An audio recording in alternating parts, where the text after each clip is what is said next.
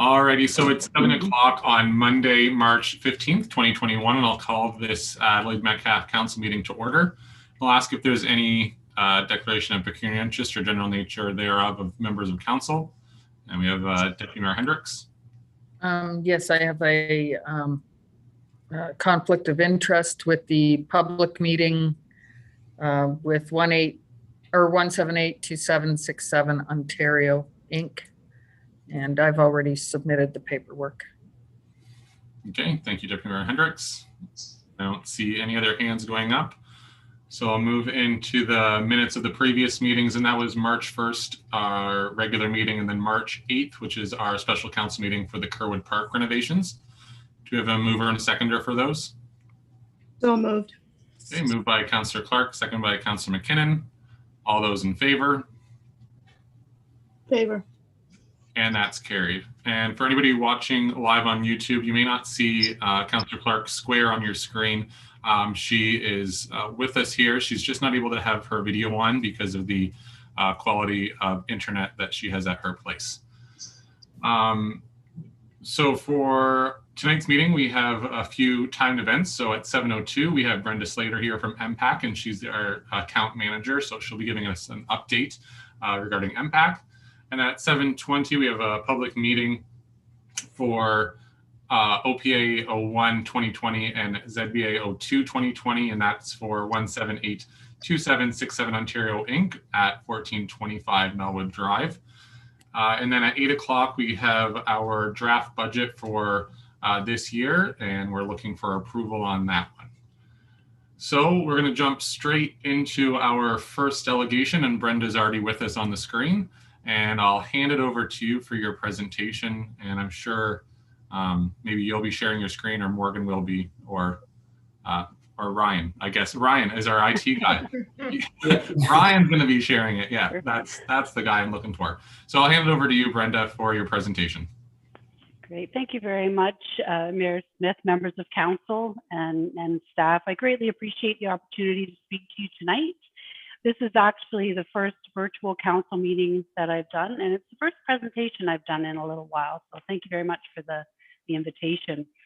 The Municipal Property Assessment Corporation, also known as Mpac, as you know, assesses and classifies every property in Ontario, all property types from single-family homes to commercial buildings, industrial properties, etc. And as the next slide shows you, our property database is one of the most complex in the world. It has over 5 million properties worth approximately $3 trillion in assessment.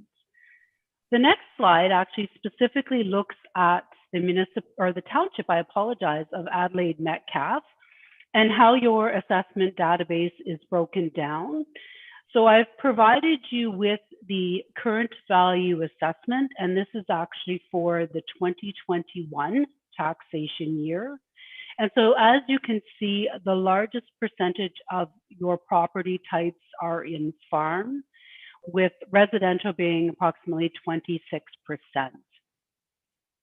The next slide refers to Ontario's property tax and assessment system. And I suspect you've seen this graphic before or something very similar to that. It's important to note that the provincial government sets the legislation and the policies that Mpac uses to assess the properties. When there are tax policy issues or changes to the way that we assess our properties, those also fall under the jurisdiction of the provincial government. As you know, municipalities work with our assessment values to determine property taxes. And if property owners or anyone has a question or concern about property taxes, it's expected that they would get in touch with their municipality. Mpac determines the assessed value and classification of all properties, and that's done based on a legislated valuation date decided by the Ministry of Finance. So property owners that have questions or concerns about their assessment value can certainly get in touch with Mpac. And we also note there is a separate tribunal, the Assessment Review Board, that would hear any assessment appeal. So the slide that you're seeing now notes the next province-wide assessment update. And we don't know yet when that next assessment update will be or what the valuation date will be. We will be sharing that information as soon as the provincial government gives us that direction. In the meantime, we certainly continue to keep our data up to date and current. We work very closely with all of our municipalities and property owners to ensure that we continue to capture changes to properties. We continue to review building permits, building permit plans. We are conducting property inspections where it is safe to do so, and we are responding to inquiries from property owners as well. The next slide I've included so that it explains what we do know. Our property values for the 2020 taxation year and also for the 2021 taxation year continue to be based on the market legislated valuation date of January 1, 2016. So that was our last valuation date. That continues to be our current valuation date. And that's when we determined the value of every single property in Ontario. We're looking for what that property could have reasonably sold for in its state condition at that particular point in time. So as we continue to make changes to property assessments, we're continuing to use that valuation date of January 1, 2016. The next slide I've included for Mpac's role in the building permit process. And one of the things that changed as a result of COVID was looking at different ways for Mpac to access information when it comes to building permits. So we have built a safe way for municipalities to share digital building permit plans with our office electronically. And this way we can continue to assess new construction. We do have the ability to do curbside pickup as well if we needed to go out to a municipal office to pick up plans. As it stands now, thank you very much to Adelaide Metcalfe. We are receiving building plans electronically when our valuation staff have requested those. So that is greatly appreciated. And as well, we continue to receive building permits every month on a regular basis from Adelaide Metcalfe as well. So that's also greatly appreciated. So there's certainly no issues in that regard. And we appreciate municipalities' support in helping us to continue to capture that new assessment. Also, just a quick note on that. We do have to follow the various guidelines and restrictions that are in place. So for right across Middlesex County and including Adelaide Metcalfe, our property inspectors are out working in the field. So you will see our property inspectors out. All of our fleet vehicles are white with the blue logos. We are conducting exterior inspections at this time. And then, as I mentioned, for those properties where we would require building permit plans, we're certainly reaching out to the municipality for those. The next slide, as I mentioned, as we capture changes to properties throughout a calendar year, we would share all of those updates to municipalities with the annual assessment roll, which is delivered every December. Any changes that we reflect in an individual's property, we would be sending them out a new property assessment notice. The notice schedule has not yet been finalized for the 2021 taxation year. And as soon as that information is available, you will see that posted on our website, and we will definitely be communicating that with everyone as well. The next slide speaks to about my property. And there were a number of changes to this platform that were actually in preparation for the next assessment update. And although we don't know when that date will be, we still did introduce a number of changes to the site. So we know that there's often questions that you receive about our assessments. And again, property owners can certainly reach out to our office. And About My Property is an online tool It's available from mpac.ca. Property owners can see the information, the data that we have on file for their property. They can learn how we assess their property and compare their assessment to others in the area. And as well, there is information on the site about how to file a request for reconsideration, which is free of charge. It's asking our office to review their assessment. I will note that with the requests for reconsiderations, there are deadlines, and those are clearly noted on the assessment notice. It is March 31st for the 2021 taxation year. If an owner has received one of our in-year notices as a result of us assessing a new building permit, the request for reconsideration deadline would be clearly noted on their notice as well. And just as an interest, I was just looking this up just for interest's sake. There are currently no reconsiderations filed in Adelaide Metcalfe for the 2021 taxation year. And just in terms of some history, there were 35 filed in 2017, 8 in 2018, 5 in 2019, and 3 in 2020. So the numbers do continue to go down over the past few years. And of course, there's just approximately 2,300 properties in Adelaide Metcalfe. The next slide I just included as well. We shared our 2020 Municipal Partnerships report with municipalities and with council earlier in January. And it highlighted a number of the changes that we made in 2020 and how we were able to keep the business going with very minimal disruption to our services. And as I mentioned, it was keeping our employees safe and continuing to do our work, and as well capturing new assessments, etc. So it's a very interesting report, and if you've not had an opportunity to review it, I would encourage you to do that. It is available on mpac.ca. And the next slide are different ways to keep in touch with us. Our offices still continue to be closed to the public. However, we are always available to speak with property owners and yourselves. I'm always available.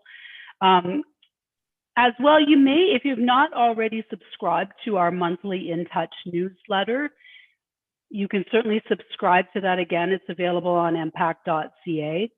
And it also provides the upcoming list of monthly webinars, and you're welcome to join any of the webinars that may be of interest. It does also have a list of all the past webinars if there's any topics that were of interest to you as well. And by all means, please feel free to reach out to us at any time. And that was actually all that I had. And as I mentioned, as additional information becomes available, we will certainly be sharing that with you. Thank you. Hey, thank you so much, Brenda. And it's exciting that we're the first council meeting that you're presenting to. You did an excellent job. Thank you. And it's also a really great time. I'm not sure if it was just by fluke or if it worked with Jen and Morgan that it lined up that your presentation was also the same agenda that we're going to be passing our 2021 budget, because as we all know, our municipal budget correlates very well with assessments in our community. So kudos to whoever made that work, or if it was just worked as a good benefit. So is there any questions at all from members of council for Brenda? Councillor McKinnon?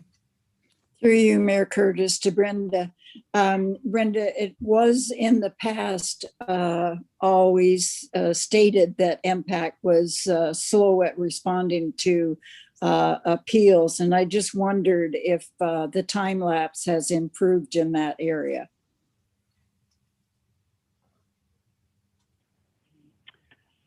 I don't know specifics necessarily about any of the appeals that have taken place in the past.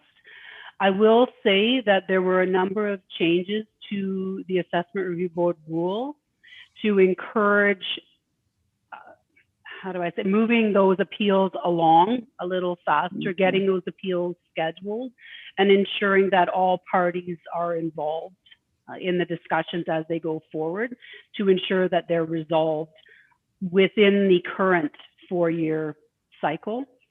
And again, those changes took place in mid-2017. So over the last number of years, there's been quite a few improvements to the appeal process. By all means, if there's any specific properties you're interested in, I can certainly work through your office as well. Perfect. Thank you, Brenda. You're welcome. Is there any other questions at all for Brenda? I have a comment through the mayor. I did an assessment, or I appealed an assessment, Betty Ann, just for your information, a couple of years ago. And I was actually quite impressed with the turnaround time and the level of communication I got from the individual that was assigned the file. So I thought, I didn't agree with the outcome, but that's okay. Just the way I was treated and the explanation and the level of communication I was impressed with, because that was my first experience. And I thought, well, I'd like to see what the average ratepayer goes through. And I didn't think, like I said, it wasn't the outcome I wanted, but the level of communication was exceptional. Okay, thank you for that. Thanks, Sue. And, so if a question or a comment, if I could, so on page 5 there, so the next province-wide assessment update. So when that is done, do you know what year you're going to be looking at for recent sales and that type of thing? Will it be in 2020, 2021, or when that actually happens, will it be next year in 2022? What year are we looking at that the next assessment figures will be coming from? So at this point, we don't know. We don't know when the next assessment update will be, and we don't know what the legislated valuation date will be. So once the Ministry of Finance gives us that valuation date, so right now it's January 1, 2016. So once we're provided with that new valuation date, then that will give us our parameters so that we know what years we're looking at for sales. Okay. Thank you. And just, the reason I asked that question is because as everyone likely knows, the sale of real estate, it's going through the roof over this past year. And I don't know what the future will hold for real estate. People are saying that it's going to continue to increase. People are saying there's going to be a drop maybe later on in 2021. And I think if the sales are based off of, say, January 1st, 2021, there's going to be quite an increase to the assessment for a lot of properties in the area. So just, being mindful of that, I think, when we're looking at our budget and our taxes in the future. So it doesn't look like there's any other questions at all. Thank you so much for your presentation, Brenda. And like I said, you did an excellent job for your first virtual council meeting update. Thank you very much. Enjoy the rest of your evening. Okay, thank you. All right, so it looks like we're a minute away from 7:20. So I guess we'll jump into the public meeting because we have a few motions to go through before that 7:20 mark.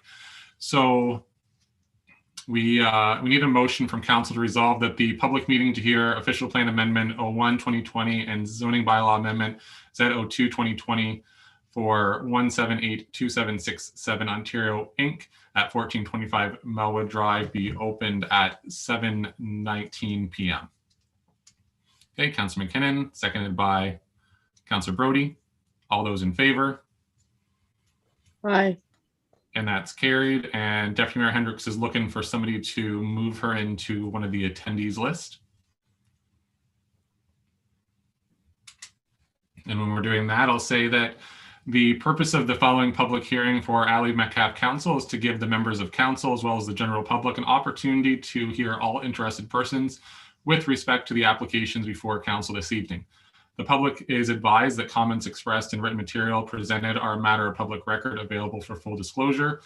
If a person or public body files an appeal of decision to the local planning appeal tribunal without having made a written submission to council, the tribunal may dismiss the appeal. If you wish to be notified of the decision, please contact Jennifer Turk, our clerk, by email or call her at the office. So with that, I believe we have, Stephanie's going to be doing the presentation there. And I think, do we have everybody, all the right people on the screen? I see a shaking as a yes. Excellent. So I'll hand it over to Stephanie for an update on her report, since we have seen this planning report before. So Stephanie. Thank you. I'm just going to share my screen with you so we have a visual. All right, so as council will recall, a planning evaluation report was presented to council on December 21st, 2020, which recommended that the official plan be adopted, the zoning bylaw amendment be approved, and that administration be directed to prepare for council's consideration a farm wedding / events licensing bylaw subsequent to any future approval of the official plan amendment by the County of Middlesex. Council made the decision to defer the application until further research was done on the farm wedding / events licensing bylaw. My planning analysis and recommendation remains the same. And planning staff understand that the Township Council considered several forms of bylaws to deal with operational matters, such as number of events per season, persons per event, traffic management, emergency plans, and hours of operation, but made the determination that a licensing bylaw is not the most appropriate approach for the township at this time. It is my understanding that a more general noise and nuisance bylaw is to be considered in the future. And while planning staff believe that a licensing bylaw would be the most effective approach, a zoning bylaw amendment bylaw and an official plan amendment bylaw that includes more general reference to township bylaws has also been prepared. Thank you. Okay, thank you, Stephanie. Just checking it, was that just on my end that Stephanie was cutting out a little bit or going slow? Okay, it was everybody. We could hear everything you were saying. You just sounded a little slower than normal. So just letting you know. So let's move into the background from the applicant. So I think we have some authorized agents that are in the attendees list. Greg and Casey, I believe, are going to be joining us.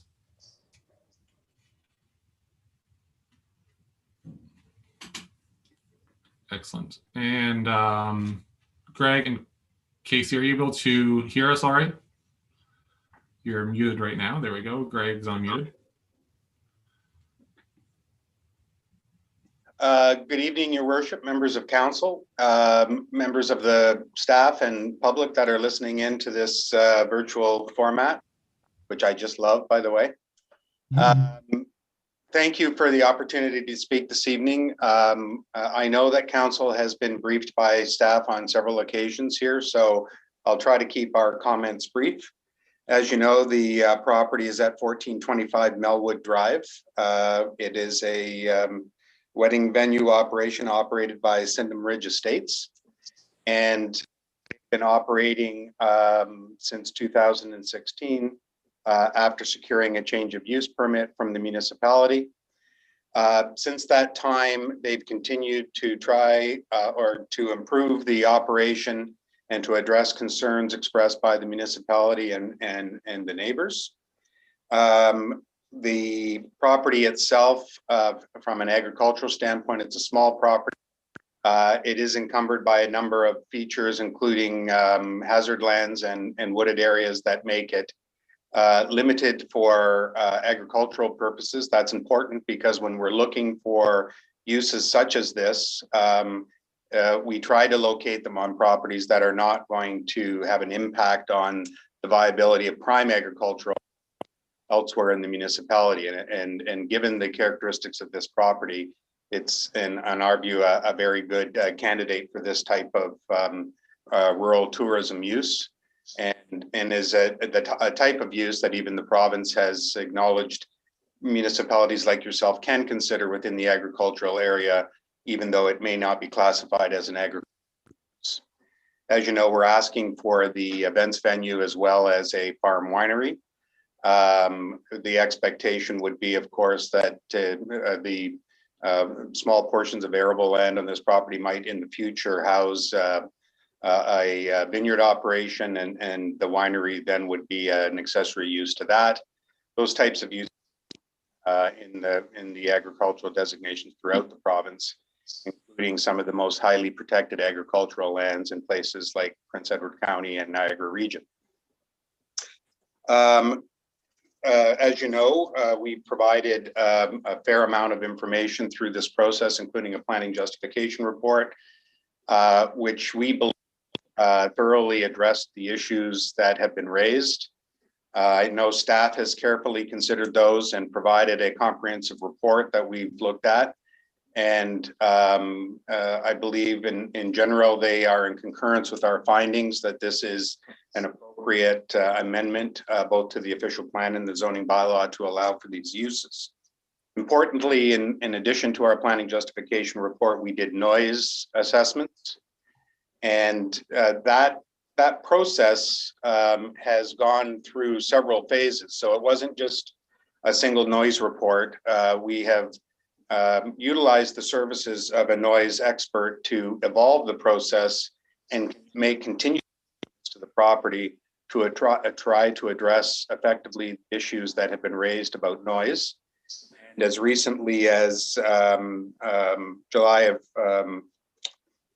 September of 2020, we have reports from HGC Engineering, who are a noise engineering expert, that based on the work that has been done to address the noise issues on the site, the noise levels relative to background are not typically likely to disturb, is their quote. With respect to the official plan and zoning bylaw amendment, again, as discussed in detail in our planning justification report and in staff's report to council, we've been able to conclude that we're complying with MDS requirements. We're not threatening any existing or future prime agricultural operations in the area. We're not requiring any expansion to rural infrastructure, and we're proposing that as a benefit to the community in its rural tourism function. Much the same can be said about the draft official plan and zoning bylaw amendments. We've reviewed them very carefully. The documents that Stephanie identified as attached to her report tonight for council's consideration. We have also carefully considered all the submissions from other interested parties. And we think it's important for council to note that staff has recommended a zoning bylaw that includes a holding provision that will require site plan approval. And should the application be approved, the site plan application process will allow and through them council to confirm the efforts we've made with respect to the operational characteristics of the site and ensure that it operates appropriately, safely, and reasonably within its context.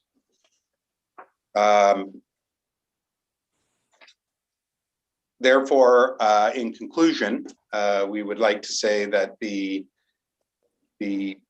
property itself is appropriate for accommodating this use. The infrastructure is in place. We've been operating legally since 2016, and during that entire time, we've engaged with the municipality whenever it was required and acted in good faith to ensure that our operation was appropriate, and we'll do that through this process in the subsequent process of site plan approval, and we'll do whatever we can, or our clients have committed to doing whatever they can to be good neighbors, and look forward to council's consideration of our request. And we hope that you will accept the recommendation of your staff and approve the official plan and zoning bylaw, adopt the official plan, approve the zoning bylaw, and allow this process to continue.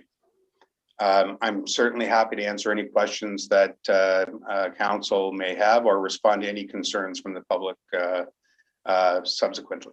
Thank you. Okay, thank you so much. Is there any questions at all from members of council at this time? I just have a comment, Mayor Smith. Okay, Councillor Clark. So, well, I actually have a question first, and I don't know if Stephanie's the one to answer this. So I'm a little bit confused when it comes to the zoning piece. So is this an assembly hall or is this a wedding events venue? Or does it all fall under the same bailiwick? Like, just from a definition standpoint, I'm trying to understand this. So through the mayor to the councillor, the applicants have applied for a specially defined, I guess, assembly hall use, which would include the wedding events as well as overnight accommodations. And have it in front of me: religious, social, charitable, political, philanthropic,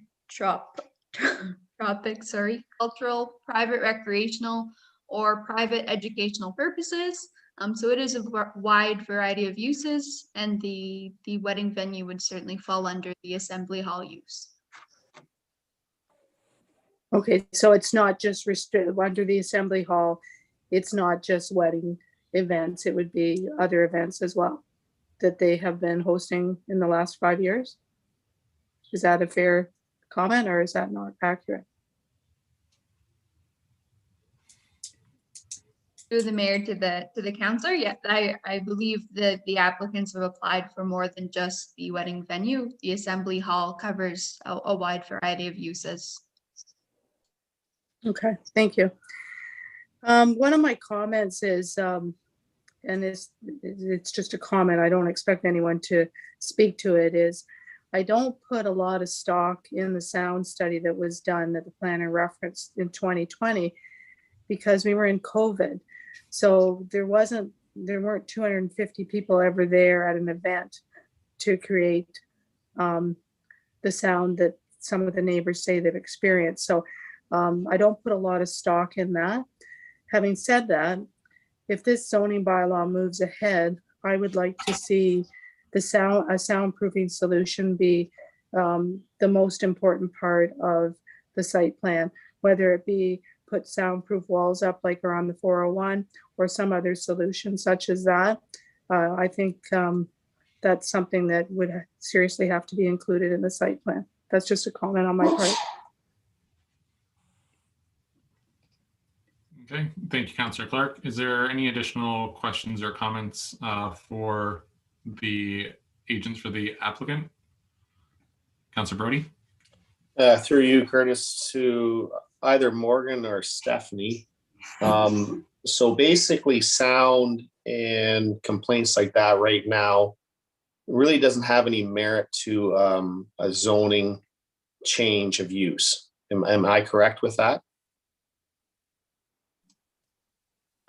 Through the councillor to the mayor, definitely land use compatibility is taken into the planning analysis. And that's why staff are recommending that operational matters that could help address number of events and hours of operations be looked at further through a licensing bylaw. And as well, yes, further noise mitigation efforts can be addressed through the site plan process. So yes, that can be addressed after, but we should get the zoning done first, correct?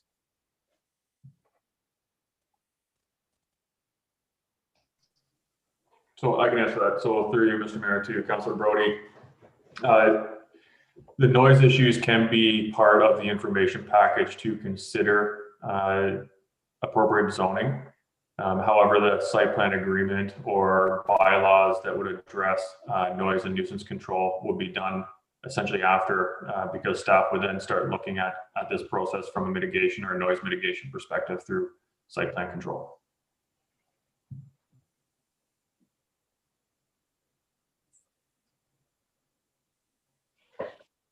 Councillor Brody. So technically tonight we should look at moving this forward to get our site plans done. And then after that, go into the site plan approval issues after the fact. So Mr. Mayor, through you to Councillor Brody and council generally.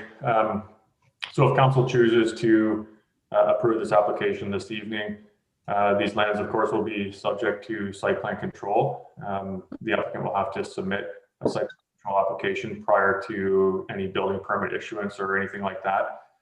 There are conditions that, of course, council may wish to consider or ensure are included in the site plan control agreement or the process. Councillor Clark mentioned one of them already, which will be noise control or mitigation of noise.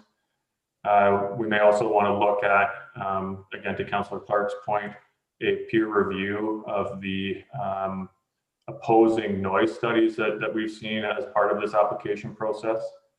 We'd look at consideration of installing permanent washrooms, including accessible washroom facilities in accordance with the Ontario Building Code, flood-proofing of the structures within the regulated area, including a permit under OREG 171-06, which was initially identified by the SCRSA, so the Conservation Authority.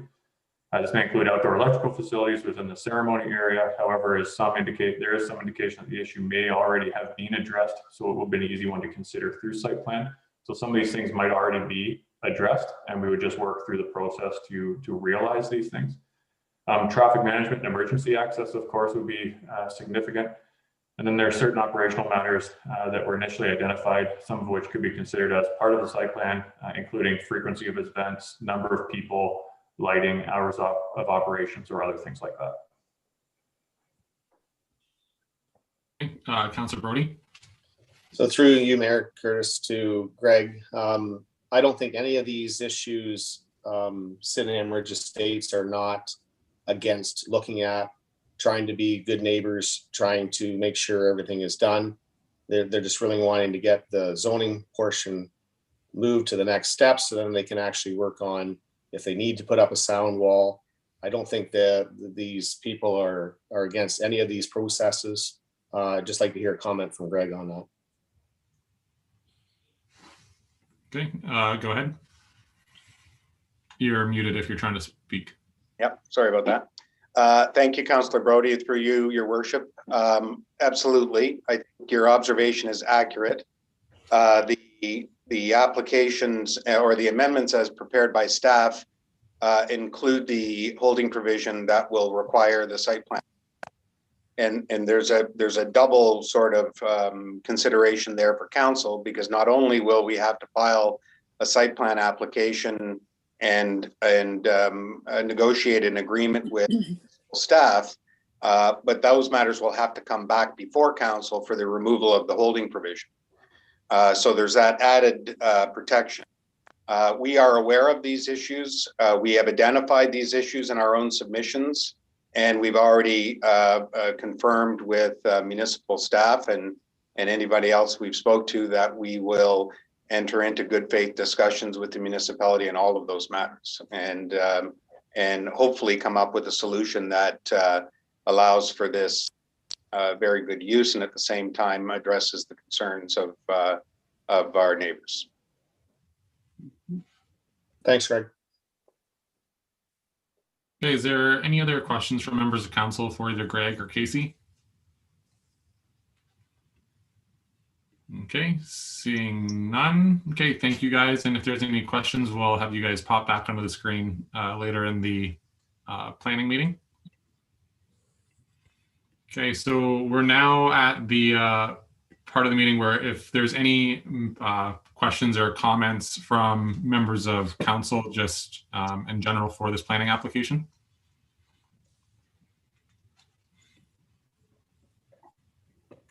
Councillor Brody. So the last, through you, Mayor Curtis, those to Stephanie. So the last time this was brought up and we delayed it, you had recommended a business licensing bylaw, which we have decided that we didn't really want to look at this time. By the looks of our agenda, we are going to look at a noise study. Maybe a light business licensing bylaw might have to come back up again.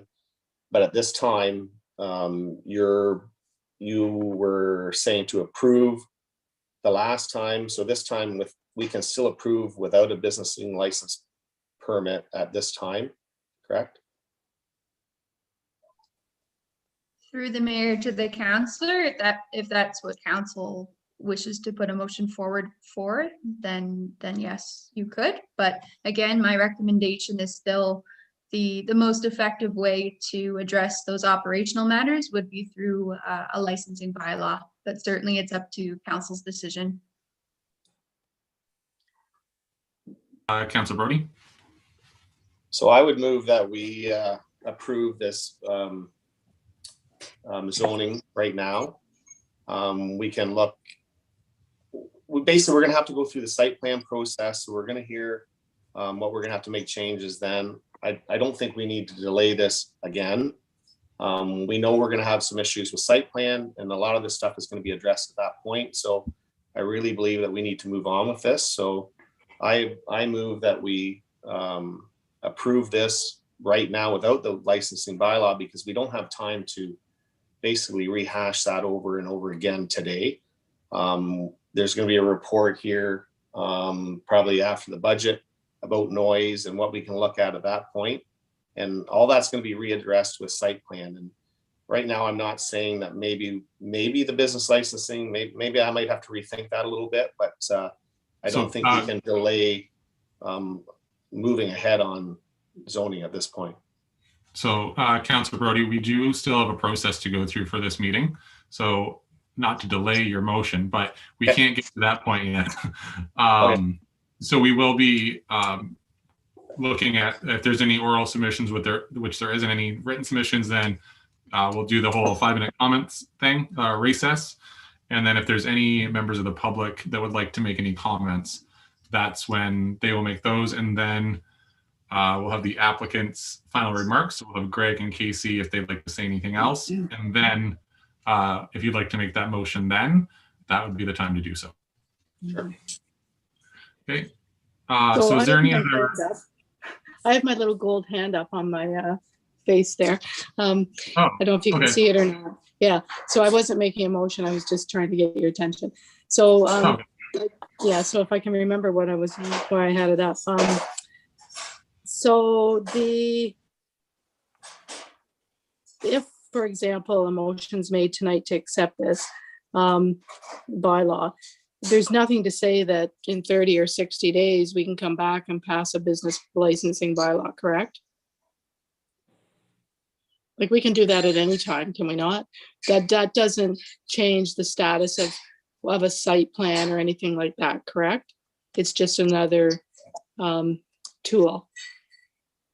I'm not sure who will answer that one, Morgan or Stephanie. So I guess the question is, if it's approved tonight without the business licensing bylaw, and then council decides to move in that direction, is that approval, would that then jump into business licensing? Or would it negate the site plan or anything like that? Steph, if you want to help me out with this question, but I don't think the business licensing bylaw would have a negative effect on moving forward. It would just be another consideration for a business licensing bylaw, which would require some research and development, make sure that we get it right, get it in front of council, maybe a couple of times, and pass that. So it shouldn't have a negative effect on the process. Okay, so that was my first question. The second question is, the county still has to sign off on this, correct? Yes, absolutely. Thank you. Okay. Sorry about that, Councillor Clark. I did not have that window open on my screen. Councillor McKinnon. Through you, Mayor Curtis, to Stephanie. Stephanie, if we approve the licensing bylaw, is it just only applicable to this business, or is it applicable to all businesses within the municipality? Through the mayor to the councillor, I would imagine the township would have to, again, as Morgan has mentioned, do some research into the scope of which they would like the bylaw to apply. Thanks, Stephanie. That's an excellent question, Councillor McKinnon, because I did have a couple people asking after we were looking at that with that report on that agenda a while ago, whether that would be just for wedding or just venues in the rural areas, or if it would be all businesses. So that's an excellent question. Okay, so just kind of going along what Councillor Clark with her question with it going to County Council. So your recommendation, Stephanie, is for approval, but with the business licensing bylaw, which I believe is what was approved in Middlesex Center and was adopted at County Council. So if Council, I don't know if you'd be answering this question or if I'm jumping ahead, or maybe Dirk would have to, Vanderwerf, the Director of Planning would have to answer this, but would the recommendation still be for approval and to adopt that at County Council if Adelaide Metcalfe Council did not approve with a business licensing bylaw?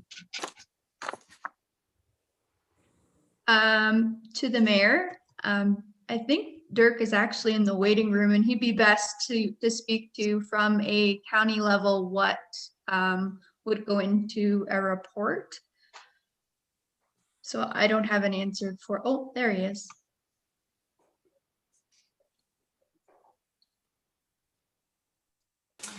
Hopefully I've got my audio on. You can hear me. So if I understand the question, it was just about sort of the process, so related to County Council. So if the amendment is adopted by Adelaide Metcalfe Council tonight or at any point, then it does need to go to County Council as the approval authority. You know, we will take a look at it. As you know, I almost called you Mr. Warden, your worship, Mayor. You know, County Council did recently deal with a similar proposal in another municipality that had a lot of the same wording. So you could look at, I wouldn't presuppose what my report's going to say, but you could certainly look at that report, and I can imagine it would be very similar. And that's what I figured. I just didn't know if the recommendation would be in support if that business licensing bylaw was not approved here. That's all I was curious about. And obviously you would have to take some time on that to know in the report. I just was curious as to what that would look like at County Council. And Mayor Smith, that would depend on the vote of the county councilors too. So it's out of our hands at that point. Okay, thanks. Okay, thank you for your clarification, Dirk. At this time, I don't have any other questions. Does any other council member have any questions before we move into submitted letters or comments? Councilor Brody.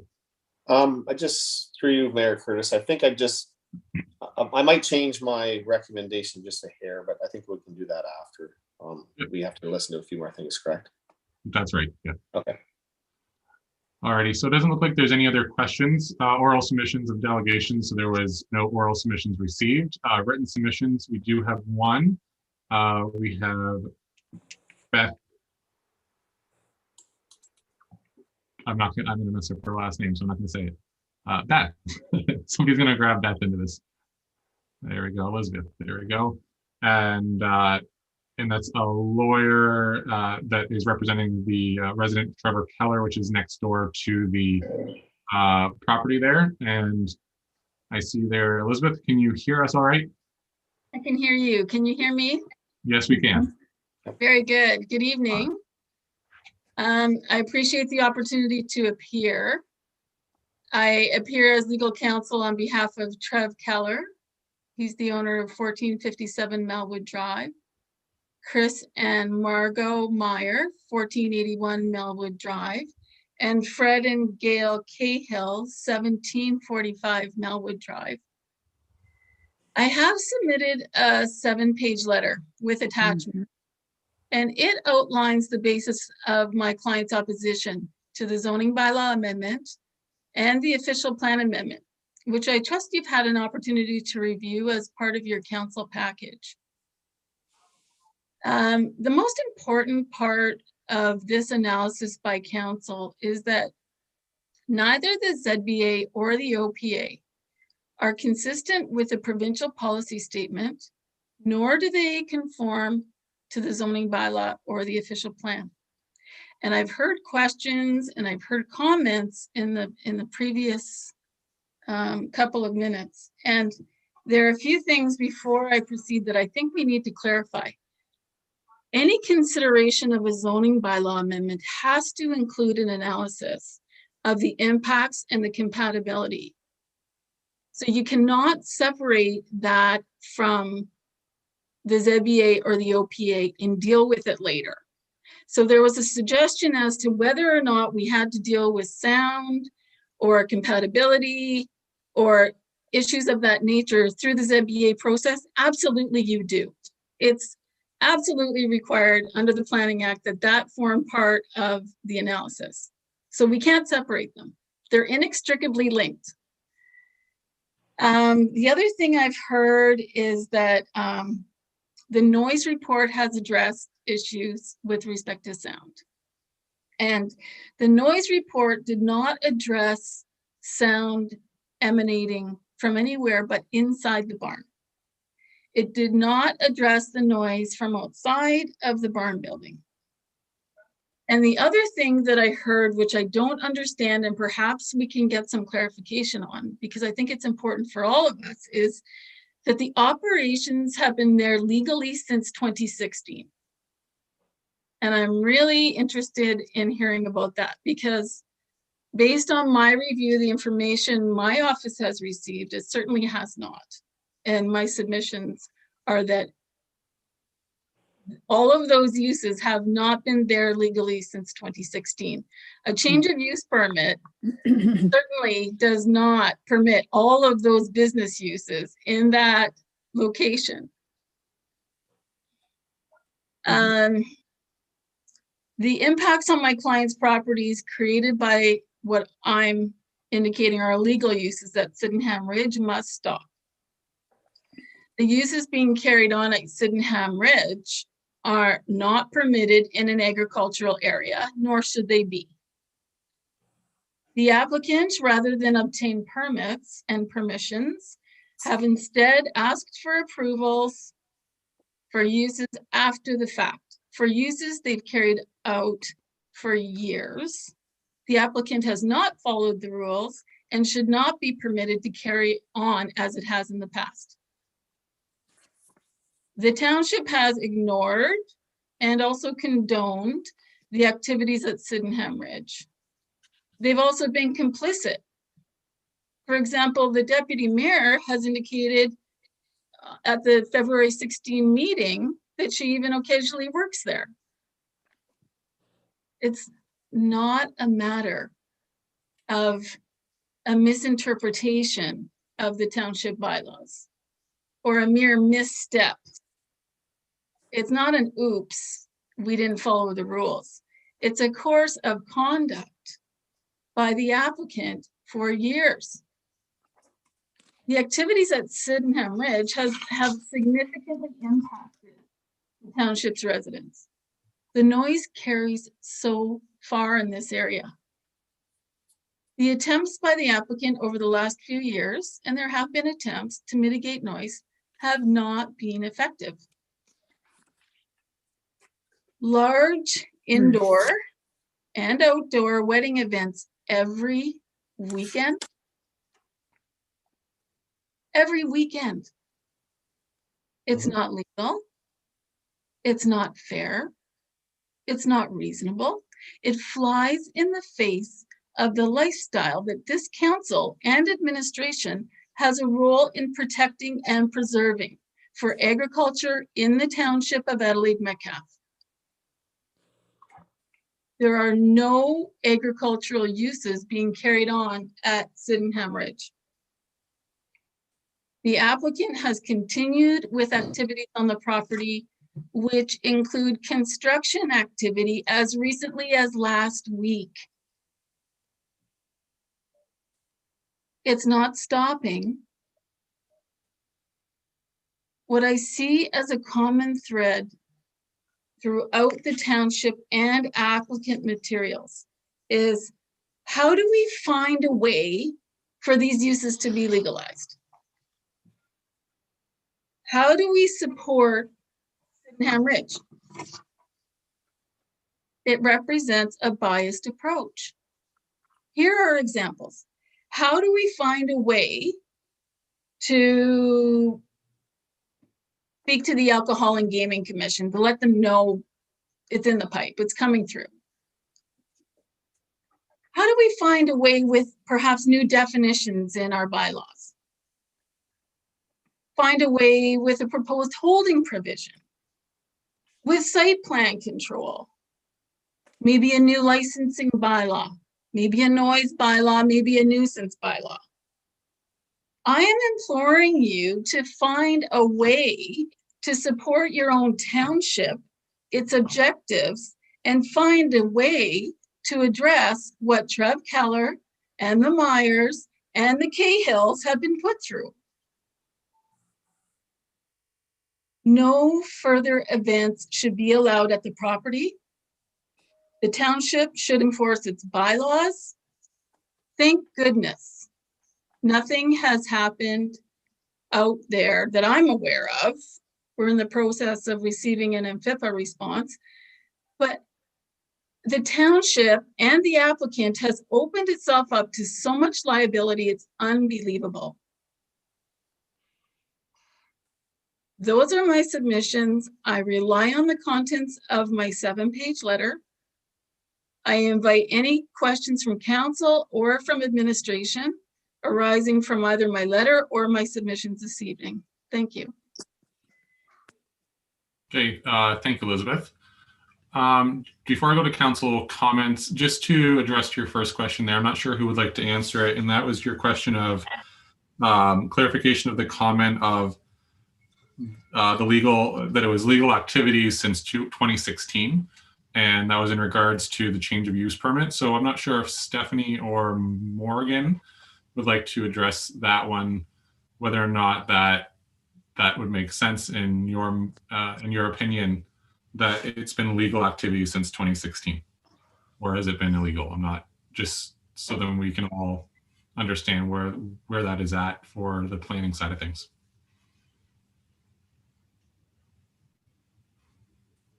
So I'm not sure who's declared activity being illegal on the property. I know that since my time at the township, we've been working towards resolving a number of issues, including compliance with a number of property owners. I'm aware of the activity on the property, but as I said previously, you know, both parties have agreed to move forward with correcting these compliance issues. So I'm not sure where the illegal activity came from. I'm not sure it came from my office or if it was somebody else's statement, but there's a number of challenges within the township that were previous to my time coming here. So I can't speak to those because I'm not fully aware of how those can be. However, since my time, again, in Adelaide Metcalfe, we've been working to resolve a number of these issues. Okay. All right. I saw Councillor Brody's hand up. Question or comment? Through you, Mayor Curtis, to Elizabeth, you made a comment about the deputy mayor. I do believe she has declared a conflict every time that this is brought up, so I don't understand why you would bring that up. It's important to know, Councillor, through you, Your Worship, Mayor Smith, it's very important to know that none of the uses being carried out at Sydenham Ridge are permitted by the zoning. I don't think that's not answering the question that I asked, Elizabeth. I'd be more than happy to answer. So you're taking it down a different path. Absolutely not. Let her answer the question. Yep. The submission that I made was the township was ignoring or complicit. I can tell you exactly what I said. And I indicated that complicity means that you are aware of something or involved in something. And so Deputy Mayor was absolutely aware of Sydenham Bridge and involved in its activities. That was the comment I made. And it was in the context of the township has ignored and also condoned and have also been complicit. That's exactly my statement. Okay, thank you for the clarification there. Councillor Brody? Another question. So every time they had an event was illegal, and you talked about the liquor license board. Every time that they have to have an event, the people that go have a liquor license permit. So I don't understand how you're saying that part is illegal when every event has a liquor license permit that they need to have, and they follow by those rules.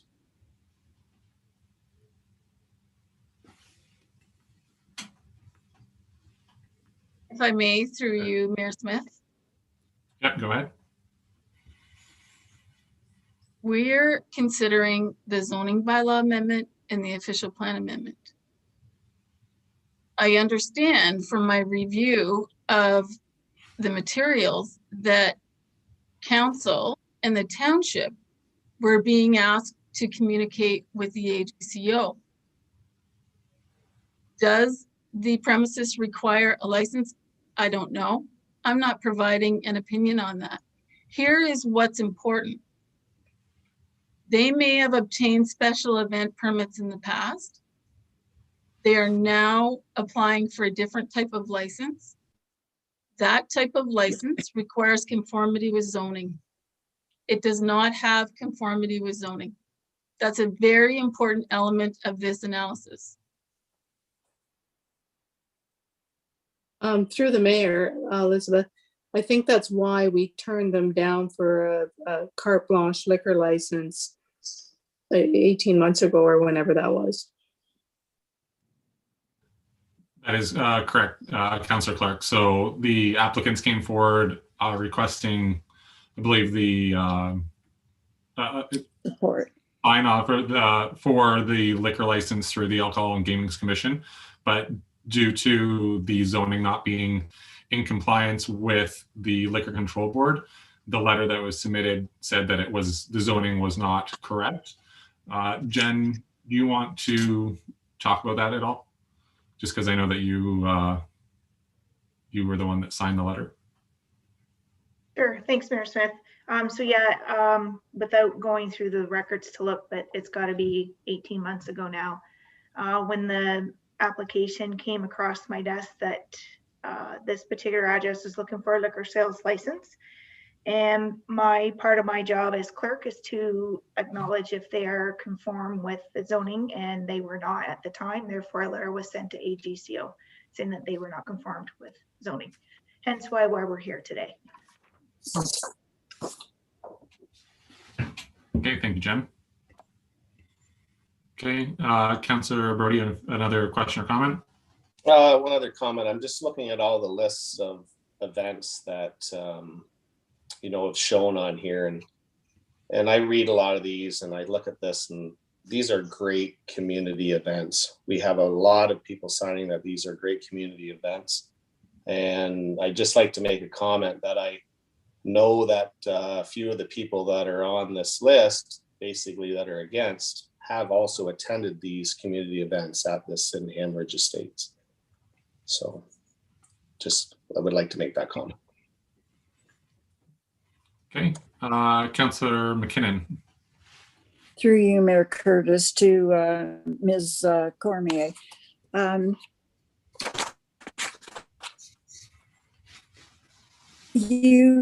Did you receive a evaluation and report that council have before them tonight?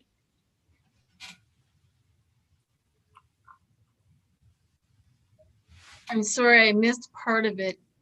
Whether or not I've reviewed the planning evaluation report? Yes. Do you have a copy of it? Not in front of me, but I've reviewed it.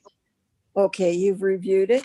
And in your opinion, if council were to accept the recommendation of the planners tonight, that the official plan amendment number 13 be adopted and forward to the county, and the zoning bylaw be amended and sent on, or be approved, sorry, and further that administration look into a licensing bylaw for consideration. Would you, in my opinion, I think that most of the complaints have been noise and nuisance generated, and frequency of use has been a problem with the property as well. And I'm thinking that we can cover off that through starting this process and sending it on to the county. That isn't your opinion, is that correct? Thank you for the question. It's absolutely not my opinion that Band-Aids after the fact will somehow address the impacts that are being generated from the site. And I refer you specifically to page 3 of 7 of the letter that forms part of your package for this evening. Through you, Mr. Mayor, in response to Councillor McKinnon's question, these planning applications that are before you for a ZBA and an OPA, they don't even cover even close to all of the uses that have been carried out at this property. The definitions that are proposed don't cover all of the uses that have been carried out, and we can only guess at what they intend to carry out in future. But the answer is it absolutely not. That's not the way to address this. There is a very basic test that every municipality and county must follow, and it has to include consistency with the provincial policy statement. It has to include conformity with your own Adelaide Metcalfe zoning bylaw and your own Adelaide Metcalfe official plan. You do not have provisions in those documents that would permit all of these uses in an agricultural area, yet they don't propose to change the zoning from agriculture. They only propose to put in a special provision, which certainly does not address what's happening here. It just doesn't even meet the basic test. I appreciate the efforts, and I think I've indicated that in my letter, that they're looking at ways to try and address the impacts from the uses. But let's try and address the rights of the property owners in this area. There's been so much done to try and fit this use in, and not just this use, there's so many uses under one roof. But in an agricultural area, the provincial policy statement says no. And the planning opinions that we have are saying not opposed and generally not opposed. That's not consistency, that's not conformity. And that's the test. And thank you for the time. Okay, thank you. Okay, Councillor Clark, do you have any questions or comments at all for Elizabeth? No, I was going to ask in a perfect world what she would suggest that be zoned, but I think she's answered the question. Thank you. Okay, Councillor Brody, I think that you had your hand up again. I have a comment, and I just want to be very, I don't know if I really want to make this comment. I'll be very honest with you here. But I look at this list that you're saying that this property cannot do. And I look at the address of 1745 Melwood Drive. And I look at this list, and there's probably 90 to 95% of what happens at this address happens at 1745 Melwood Drive as well. So I really have trouble with this at this point. And I say this very hesitantly because I don't want anything to happen to either property. We're all talking about being neighborly, and I'm having a very, very hard time with this right now. Okay, thank you, Councillor Brody. Is there any other questions at all for Elizabeth before we move into our the 5-minute recess? Okay, doesn't look like it. Thank you, Elizabeth. And if we have any other questions, we'll pop you back onto the screen. My pleasure. Thank you very much. Okay, thank you.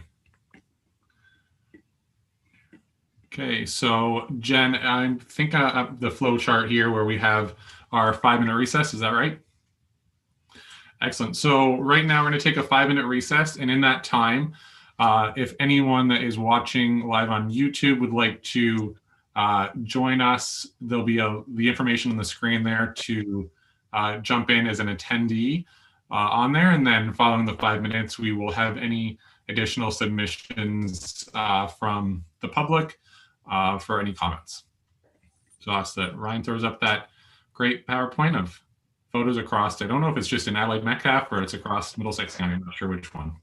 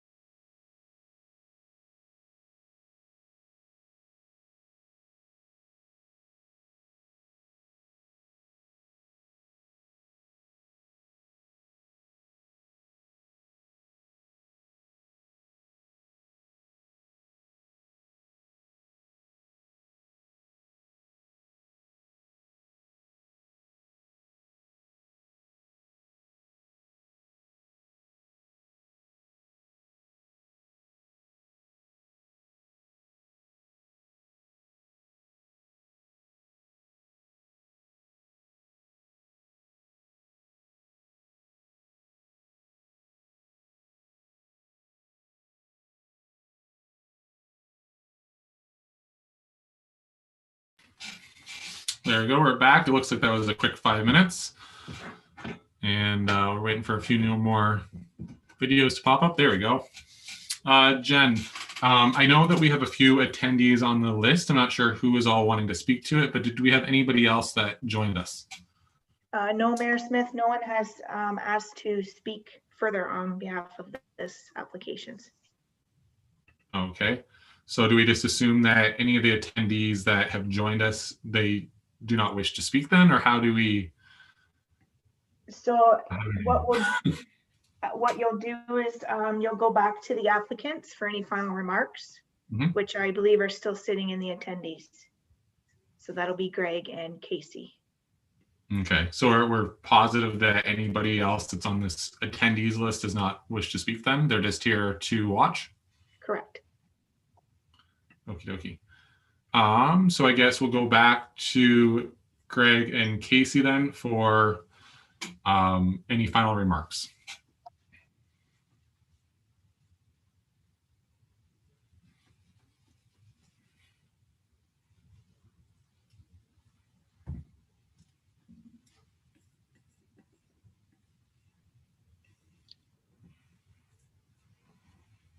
Can everybody hear me?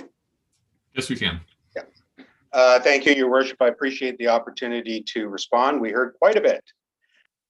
I think, first of all, I want to assure Council, and I think staff will concur, that we have appropriately and comprehensively addressed the issues of compatibility to the extent that is necessary to consider the official plan and zoning bylaw amendment.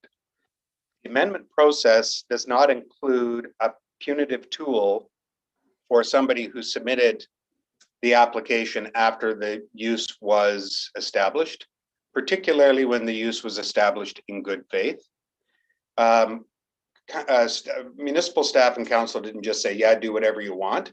There was significant with the various approval authorities in your municipality, and everybody believed that they were proceeding in an appropriate manner. What, as the clerk indicated, what precipitated this application was an interest in getting a permanent liquor license so that we didn't have to do event license. And furthermore, to be able to formalize the uses and get surety. Much of these things happened before our clients engaged any professional assistance. And when they did, the process that is set out in the Planning Act was begun. And there's no reason why those applications by council. You simply don't say, well, you established this use and therefore you're not allowed to file an application. These applications were filed in good faith to address these concerns, including the concerns of the neighbors. And we know that council has received correspondence from many of the other neighbors who are fully in support of this operation. And, you know, so that it's not a popularity contest. There is a process that we go through. We did the noise studies. We did the planning justification report. We consulted with the province. Ms. Cormier said that these applications don't comply with the PPS. That's her opinion. Our opinion is that they do. And these matters have been discussed with county staff, and we've worked with the province on many similar applications. And we know that this use, the Ministry of Municipal Affairs and the Ministry of Agriculture, Food and Rural Affairs has put in writing that these types of uses can be considered in agricultural areas. Non-agricultural uses in agricultural areas still have to go through the planning process, which is what we're doing.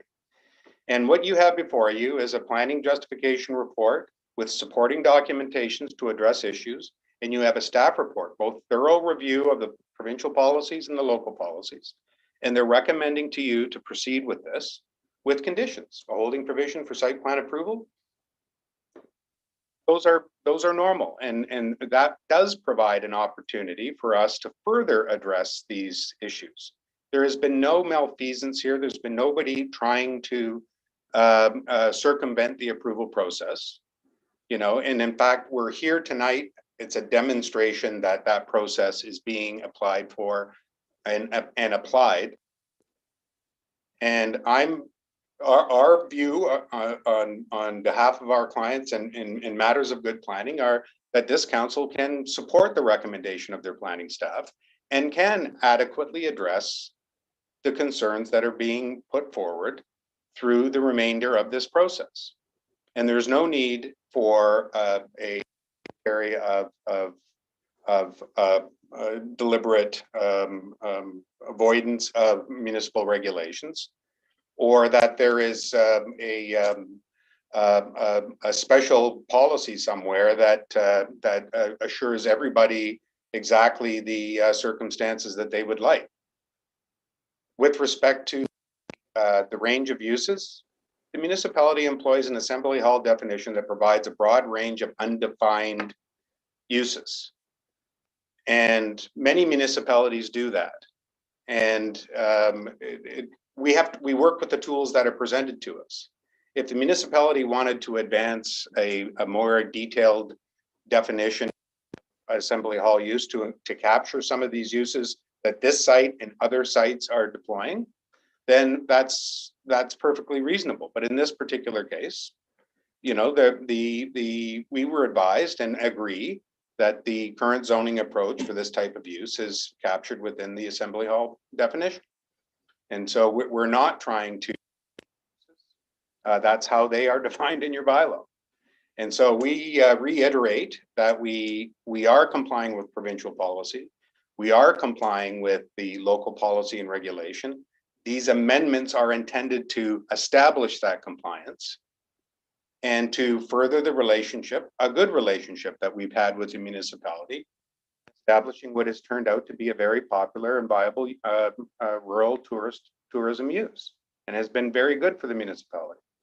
And we're hoping to continue that, and we will play our part in ensuring that it's deployed in a way that's fair and reasonable to all parties concerned. Certainly be happy to answer any further questions that council may have. Thank you. Thank you, Greg. And I think Councillor Clark, you had a question. You put the little hand up. And yes, there's been a lot said about people operating in good faith. So I wasn't aware that there was building going on there. Someone made a comment that there was construction there a week ago. What was that in reference to? Through you, Your Worship, I'm sorry, I'm not aware of what matter is going on in this. I'd have to consult with my client in that regard. Yeah, I think Morgan knows some more information about this. Yeah, from the township's perspective, we received notice that there was some work occurring on these particular lands. The understanding or the interpretation at that time was that they thought they were working under a 2018 permit. The work was outside of that permit. We asked the property owner to cease and desist any construction at that time until they can get an appropriate permit or work with our CBO. They voluntarily stopped the construction, so we didn't have to put a stop work order on there. And I'm unaware of any other new construction that's occurred since that event about 2 weeks ago. So just as a follow-up, so was that on the EP area or where on the property was that?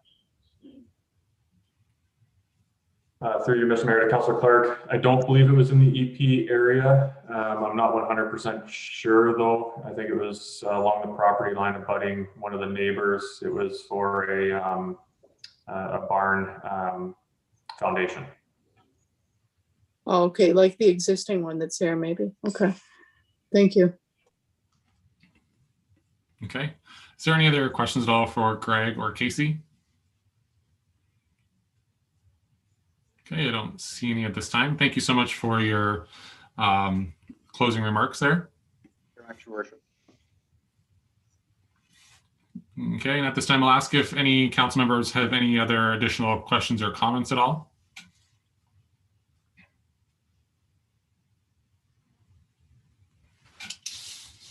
Okay, seeing none. If I could, I just wanted to just make a couple comments. I think in regards to this application, when we're looking, I think the last time this came up in 2020, which was that December meeting, I made the comment that this application and also an application that we're looking at in the village of Kerwin, where there was multiple units and under one dwelling. And I made the comment that really we're, with both these applications, and I'm sure there's plenty others in the municipality, that we're looking at uses that were not in conformity to our official plan or our zoning bylaw. And we're now with the staff that we have on hand at the township and our planning staff, we're now looking at, going through the proper processes and channels. And I think the question I had in regards to that, that since 2016, it was made that, saying that it was a legal use. And I think looking at it, I think the building in itself, the change of use permit was issued, but in all reality, the permitted use of that property was not in conformity to the zoning. So there was uses that were happening on this property, and it was not in conformity since 2015 or 2016. And now we're in the situation now where we have the proper processes and trying to follow the proper channels to get everything up to the Planning Act and our zoning bylaw and our official plan, and also all the other policies that we have. And at the end of the day, so since being on council, I've been on council since 2010, not 2015, much longer than 2015, since 2010. And realistically, the first time that this property has actually been in front of council was in an application form, was actually in 2019. So council may have been aware of it in the community, but an application or report or anything of that nature did not come to council until 2019. So council may have seen, I'm not sure if it was even on the permit list, that there's a change of use in 2015 or 2016, but that's not something that council approves. That's something that the chief building official does in their department, and council does not approve that. They just would see that listing. Council did not approve anything and did not see anything for an application until 2019, when we seen the application for the permanent liquor license through the Alcohol and Gaming Commission, which then we found out, going through the zoning bylaw. So here we are, pretty much a year and a half later to get this all done. So what I'm saying is, as much as it may seem that it's been a permitted use in the community, it really hasn't been in front of council until 2019.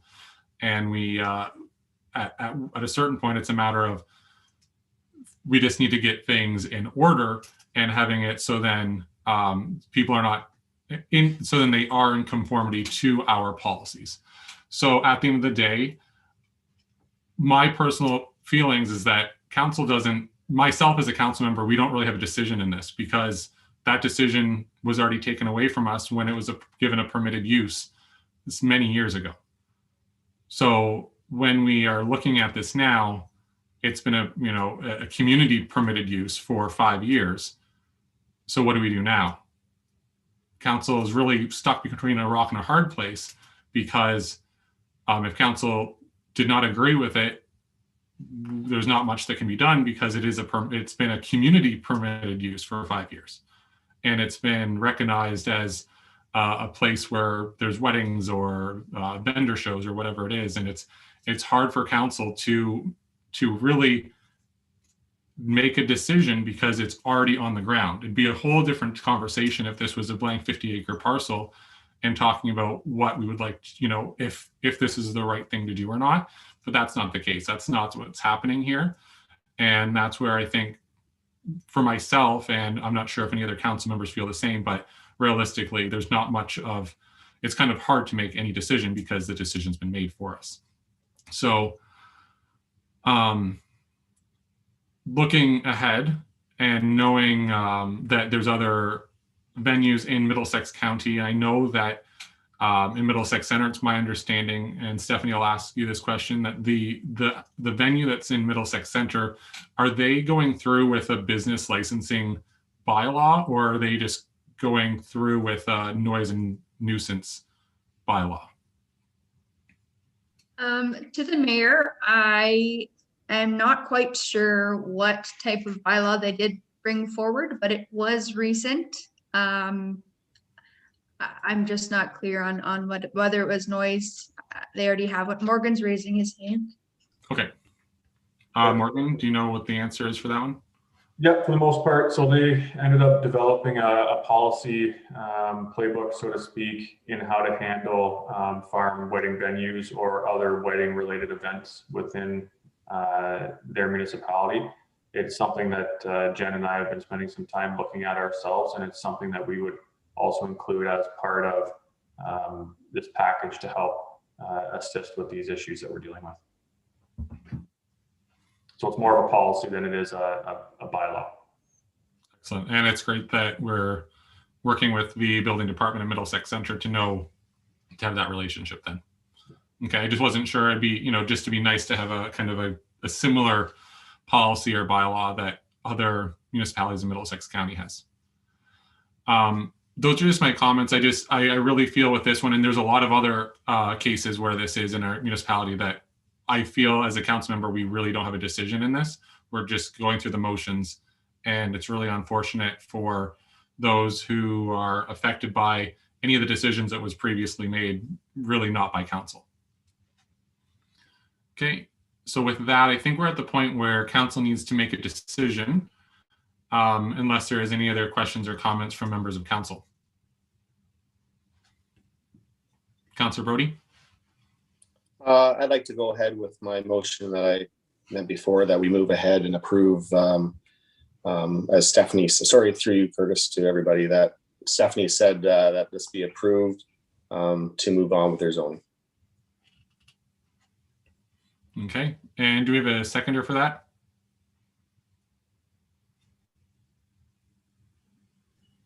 Just to clarify that motion. So you're saying, Mike, that you want to proceed as recommended by the planner, exactly as recommended by the planner? Through Curtis, I'd like to, I'm not sure on the business licensing bylaw, because we did turn that down, but I don't think we can sit here and debate that for long tonight. Maybe that's something that we need to change our mind. So, okay, I will recommend that we approve exactly on Stephanie's recommendation, and just tweak it a little bit, that maybe we do bring up business licensing bylaw again, but I think we really need to move on with this. So that's what I will move. Sorry, I'm still not clear. So I think you're saying maybe yes, maybe no on the licensing. So I need clarity. Well, I'll move that we don't have the business licensing. Okay. Before I ask for a seconder, Morgan, is there anything else from the administration that we need to have in a motion if we're going forward with an approval? Through you, Mr. Mayor, to council. If we're going to move forward without consideration to the wedding events licensing bylaw, then I'd like to get some direction from council to include some of those things that I had mentioned that we would include in the site plan agreement process. I can rhyme those off one more time if you like. If you could, yeah. Yep. So we're looking at, of course, including noise mitigation measures, including a peer review of the submitted noise studies because they were competing. Installation of permanent washrooms, including accessible washroom facilities in accordance with the Ontario Building Code. We would look at flood proofing of the structures within the regulated area, including a permit under OREG 17106.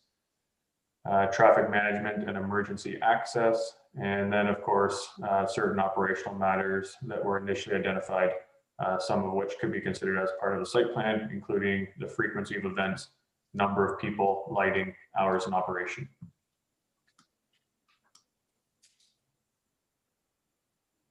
Okay, thank you, Morgan. So Councillor Brody, are you fine with having that in your motion to move, or? Councillor Brody? So Morgan, those are just suggestions. Those aren't etched in stone, because I have a problem with telling any business how many events they can have. That's just like telling a farmer how many times you can plant a crop. So I don't like that one whatsoever. So these are just ideas. I like the sound issue, maybe a sound wall. And I think that they're looking at that kind of stuff. But so I just want to clarify what you're saying there. So with regard to frequency of events, this was the challenge when we were talking about the business licensing bylaw, is it would do very much some of those things. With regard to frequency of events, we would work with the parties or the landowner to determine, really how frequent those events are, and try to contain that so that it does lessen the negative impact on neighboring properties. Councilor Brody? Yeah, but that's just, like I said, that's like telling me that I can't plant a crop this year, but I can plant one next year. I don't like that at all. How are you going to tell a business that what they can or can't do that way? That one I am against. Any sound decision or anything like that I can handle. Capacities are limited by the building code. If they get a liquor license, that's all done by hours of the liquor license. All that stuff is set in stone. Trying to tell somebody that, okay, you can have an event on Friday, but you can't have one on Saturday. How can we do that to anybody? That doesn't happen at the Caradoc Sands golf course. They have an event every day. They'll have weddings 3 times a weekend. Any other hall anywhere doesn't get told that they can rent it out today, but not tomorrow. I don't want that part in there whatsoever. Okay. Councillor Clark, I think you have your hand up. Yeah. Yeah, so this is through you to Morgan. So when you were rhyming off that list, you mentioned about the sound. So would there be at some point more sound testing done? And if so, I don't want to pay for it as a taxpayer. So would that be on the payment for that? If there was such a study, that should be on the Sydenham Ridge, I would think. That's a good question, Councillor Clark. So, Mr. Mayor, through you to Council, if we're going to look at a peer review of the studies, that would likely be our cost because the costs have already been incurred. A third party. Yeah, and we're looking for a third party to review these noise studies and identify any potential gaps or otherwise that we would have to then go down that rabbit hole of noise mitigation and what other things we need to include within the site plan. So then could that be assessed back onto Sydenham Ridge? I'm not 100% sure on that, Councillor Clark. Or if they had a business license, or is that why we do business licensing? Because you collect fees to help offset that sort of stuff. We could include. That's a question. Yeah, that would be part of that research and development we would need to look at when going through some of these bylaw questions. Okay. Okay, so we need to make some sort of decision. So I know that Councillor Brody, you're wanting to put a motion for it. I just don't know exactly what you would like to have included or not, or if there's another council member that wants to move something.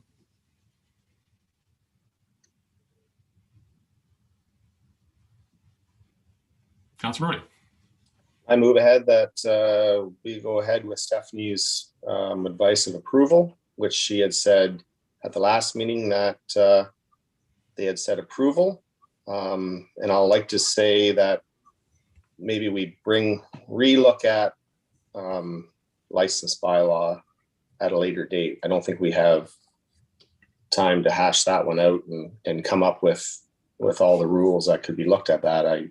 This all has to be in steps, and I think that will be a next step.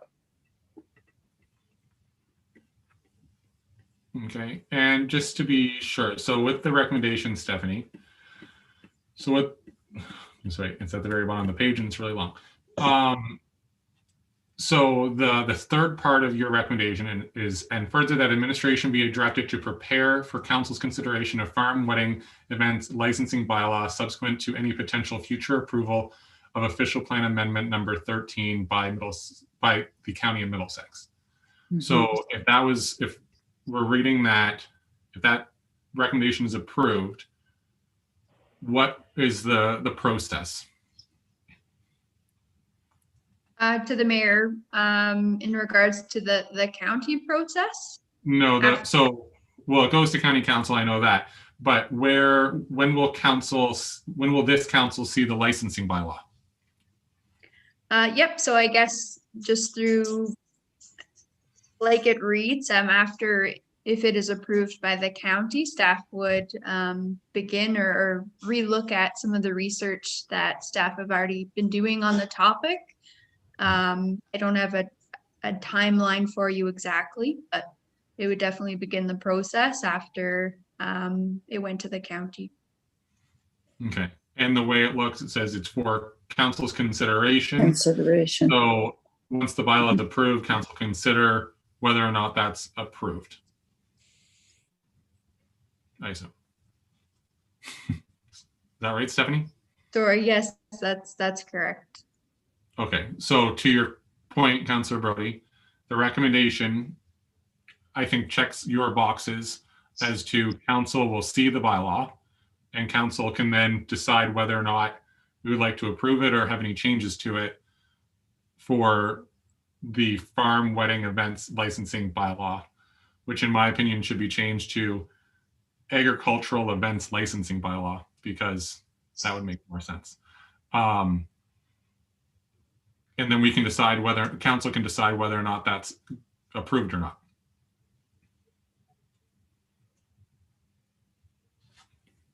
Am I frozen? No, you're good. Sorry.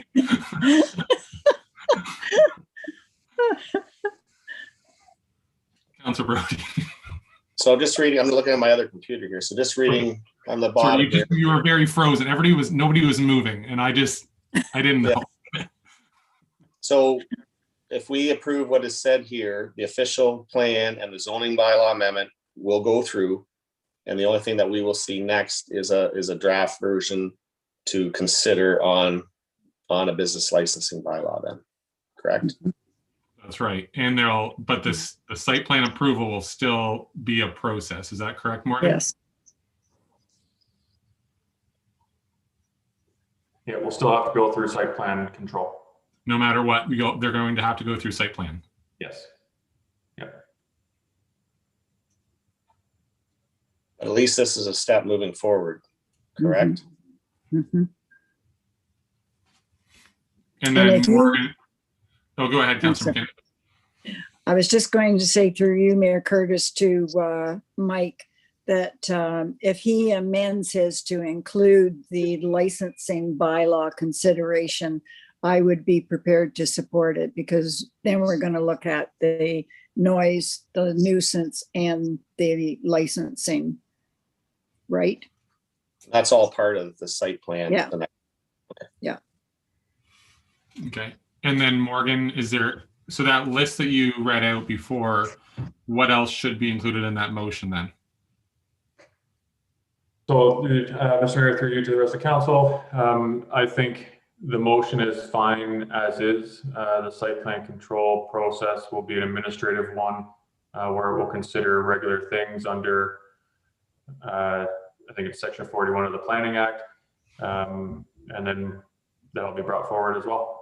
So just to be clear, we'll be looking at, sounds like 3 things: the site plan control process, a agricultural wedding venue bylaw, but also noise and nuisance bylaw. Okay. And what about the licensing? Where does that come in? Sorry, Councilor Clark, that's I was just using Curtis's new language of agricultural venue licensing, but that's the business licensing bylaw. Okay, thank you. And I think, just for clarity, I think going forward, it should not be named a farm wedding events licensing bylaw, because farm is an awkward definition as to what that is. And it's not only for weddings, so we may as well call it an agricultural venue licensing bylaw, because that's what it is. It's a venue in the agricultural area, and it's not only specifically to that location, but any future locations in Adelaide Metcalfe. Mhm. I agree. Mhm. Okay, so it looks like somebody's going to move this. Councillor Brody, and do we have a seconder? Councillor McKinnon. And just for clarification as to what we're moving, seconding, that is the recommendation that is in Stephanie's Yes. report there, Mhm. and that's it. Is that my understanding? Okay. Okay, is there any further discussion at all? Okay, all those in favor? Aye. And that's carried. Alrighty, so now where are we at? Oh, I wasn't looking at your motions, Jen. So does motion 3 and motion 3 is good with that motion that we just made? Yes, so Mayor Smith, so motion 3 was based off of the motion that council made February 1st, that they were not entertaining a wedding venue business bylaw. So that has been replaced with the recommendation from the planner's report. And that will also affect the bylaw that's under bylaws to be approved. So there will be another, that's not the right addition. So there was a separate bylaw that planner Stephanie provided. And the bylaw that's put on the agenda is the one coming from council's decision February 1st. So that's not the right bylaw now. Okay. So it'll be updated and changed for that. Okay. Yep. Alrighty, so with that, so then we just need to have a motion and to resolve that the public meeting to hear the official plan amendment 01/2020 and zoning bylaw amendment Z02/2020 be closed at, boy, I was wrong with when I thought the council meeting was going to adjourn at 8:49. Mover and seconder to end the public meeting. So Councillor moved. Brody and Councillor Clark, all those in favor? And that's carried. Alrighty. And the reason I said that before the meeting, I sometimes say when I think the council meeting is going to end by, and my guess was 8:45, but it was really dependent on this public meeting, and obviously it ran longer than expected. So the next item on our agenda is our draft budget for 2021. And I know that there's plenty of people that are in the attendees list, and I hope you guys stick around to hear the budget update for 2021 from Morgan and hear some of the things that we're hoping to accomplish this year. Oh, but before I do that, I need to have a motion that the public meeting in regards to the 2021 budget be opened at 8:50 p.m. Moved by Deputy Mayor Hendricks, welcome back. Seconded by Councillor McKinnon. All those in favor? And that's carried. And before we open this up, because there will be a time for the public if they wish to make any comments, I need to say that the purpose of the following public meeting for Adelaide Metcalfe Council is to give members of council as well as the general public an opportunity to hear all interested persons with respect to the 2021 budget as presented before council this evening, and that the public is advised that comments expressed in written material presented are a matter of public record available for full disclosure. And I will hand it over to Morgan to go through the budget presentation. Okay, thank you, Mr. Mayor. Through you to council. Welcome back, Coulter, Chief, and Deputy Mayor Hendricks. We're just here to consider the final draft budget from our last budget meeting, which was February 10th.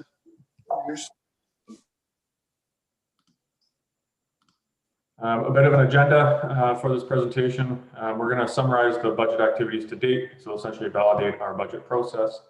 We're going to look at highlighted changes from the February 10th, 2021 budget meeting discussions.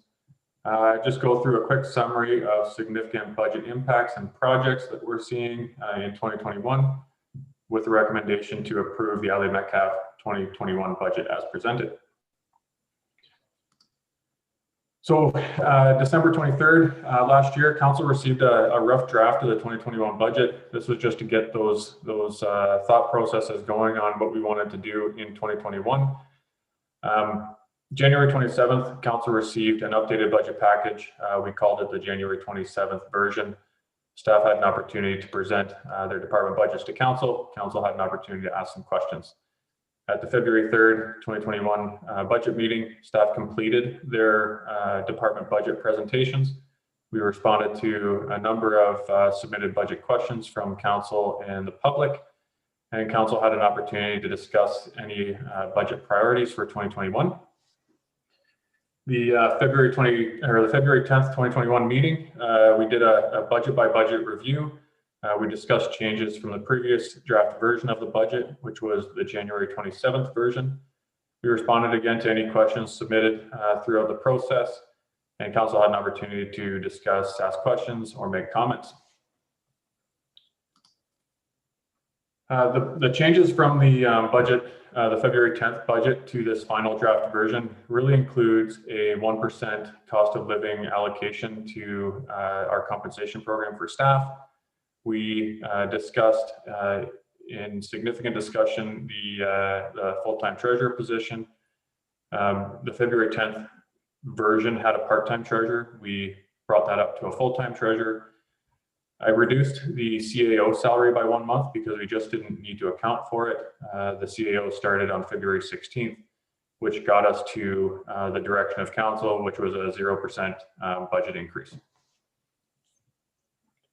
With that, we had some significant impacts. OMPF was reduced from about 512,000 to 435,000. We've gotten some significant support from the province through their Safe Restart program.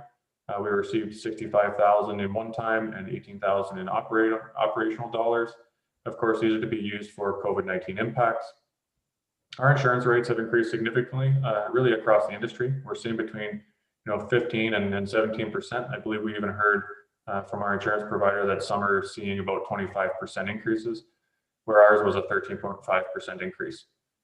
Our 2021 Oasis Formula funding basically stayed the same. We're receiving about 90,000, and this is to be used for capital infrastructure projects. In the previous year, 2020, we received about the same amount of money. A budget increase in 2021, 1% increase is about $75,000 on the books. A couple other comments. The consumer price index from November 2019 to November 2020 was about 1%. In December 2020, it was 0.7%. In 2021, it was the first year of implementation of our new compensation program, so that raised our salary and benefits up a bit. We're looking to improve the Kerwin Park, and that's lined up for 2021, and we are on track for our last meeting. We've also applied for a Canada Summer Jobs application or grant so that we can get some student help with regard to record retention and management, and just help move the office to go a bit more paperless. This one's redundant. I should have removed that earlier, but really the other impact in 2021 is municipal modernization. So I'll be bringing a presentation to Council. I know we had a very comprehensive modernization allocation report at the last meeting. I didn't have an opportunity to really explain in detail what those project allocations were, so I'll be bringing that report back to Council for your awareness. We have some significant pressures along Center Road with regard to water and wastewater infrastructure. And again, salary and benefits have been updated to account for the new compensation program. It's also included in there a full-time treasurer and a full-time foreman for the Public Works Department. So big projects for 2021. We're going to be reviewing all of our fee bylaws. We got to get a lot of those things up to date. We are leaving money on the table, so to speak, with our fees. It's not a true cost recovery, so we'd like to bring that up so that we can lessen the impact. We're going to finalize the transition to Middlesex Center Building Services, so Council will see a bylaw to approve the shared service agreement with Middlesex Center on the agenda later this evening. It's going very well. Staff seem to be happy. Building services are very responsive. It's a very customer service and critical approach, so we appreciate that. The Highway 81 servicing agreement with Strathroy Caradoc is another big 2021 project. We need to get that thing sorted out. Asset management is another huge conversation in the township. We'll be working through our asset management program, creating new service levels, or at least recognizing current service levels. And of course, we have a tandem snowplow in the budget as well. Capital works or road work. So we'll be looking at school road rehabilitation, the Denning Road rehabilitation, Napier Road rehabilitation. We'll be constructing sidewalks from Center Road West, Pennell Lane North, about 625 meters. School road concrete box culvert replacement. And then another note, we recently received additional COVID-19 dollars from the province in the amount of about 45,000. We'll be reserving this transfer until such time that we can look at our 2021 operating costs as they relate to COVID-19 pressures. These funds will be required to be reported on their use through an interim report in June and a final report in September 2021. And with that, if there are any questions from council or otherwise, I'd like to recommend that council approve the 2021 Township of Adelaide Metcalfe budget as presented. Alrighty, so is there any questions at all from members of council? I don't have a question, Mayor Smith. I just have a comment. And the public, it's never really ever discussed in the public, but I just want to go on record as saying that the budget looks fine with one exception. I'm opposed to the COLA and I'm always going to be opposed to that. And I just want that out there. And is there any other questions or comments at all from members of council? Okay, seeing none. So we have, oh, sorry, we have a 5-minute recess or something, don't we, Jen? I should have looked at your email again. So we have no other questions from council. So we're going to do a 5-minute recess just in case anybody's watching, including my friend over in North Middlesex. I know council, or I would call him Councilor Ropp, but Mayor Ropp over in North Middlesex is, I guess he's excited to watch our council meeting tonight. So maybe he'll call in and see what we're doing over here. 5-minute recess if you'd like to join in and make any comments on our budget.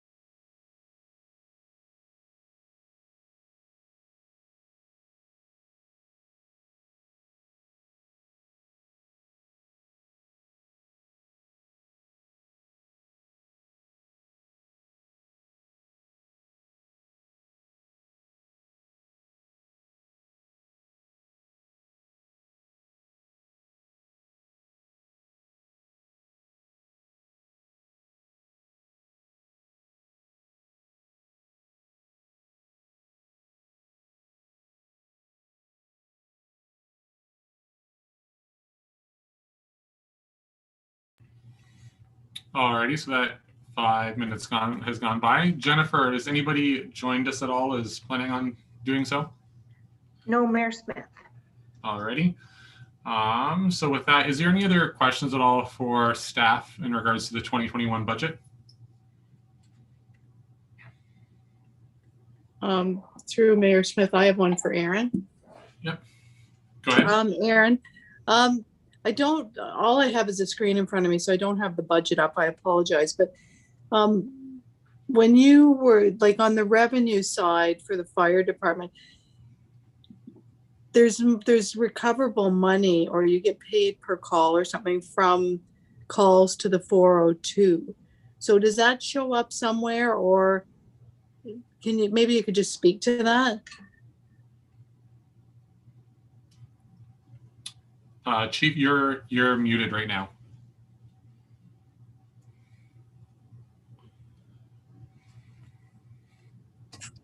There you go.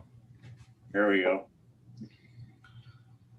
And so in under the 2020 actual, there was $3,783.62. So those were from highway calls.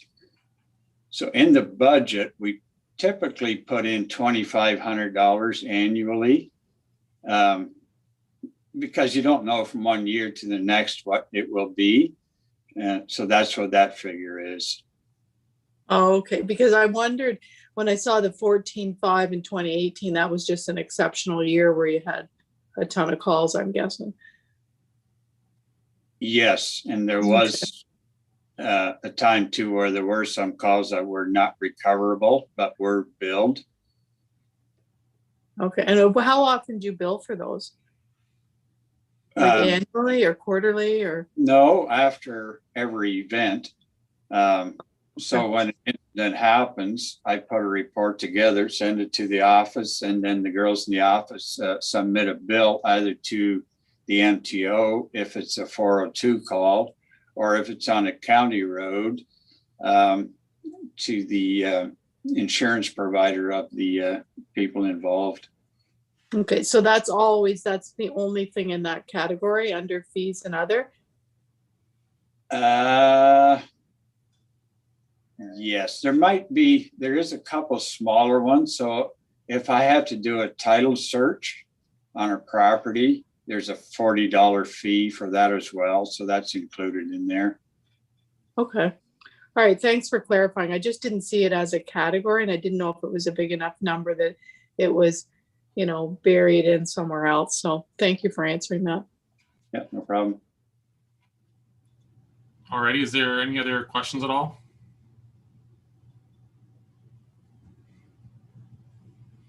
Okay, I don't see anybody else's hands going up. So the motion for council is resolved that council approve the 2021 budget as presented with a 0% municipal tax increase. I think Deputy Mayor Hendricks, was that your hand up? Okay, seconded by Councillor Brody. Is there any further discussion at all? Seeing none, all those in favor? Aye. And that's carried.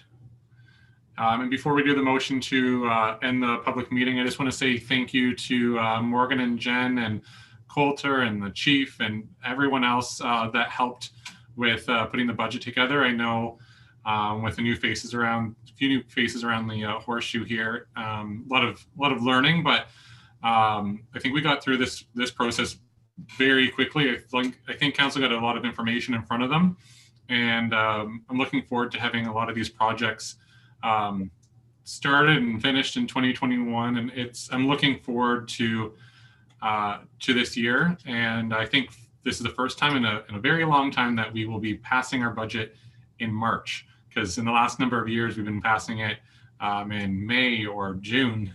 And it's hard to get anything accomplished when council's still discussing, what projects we want to see in the budget. So I'm really looking forward to all these projects moving forward. I just want to really thank you to all the staff for all the hard work that you put into it, and also to council for those additional meetings that we had to do to get everything done.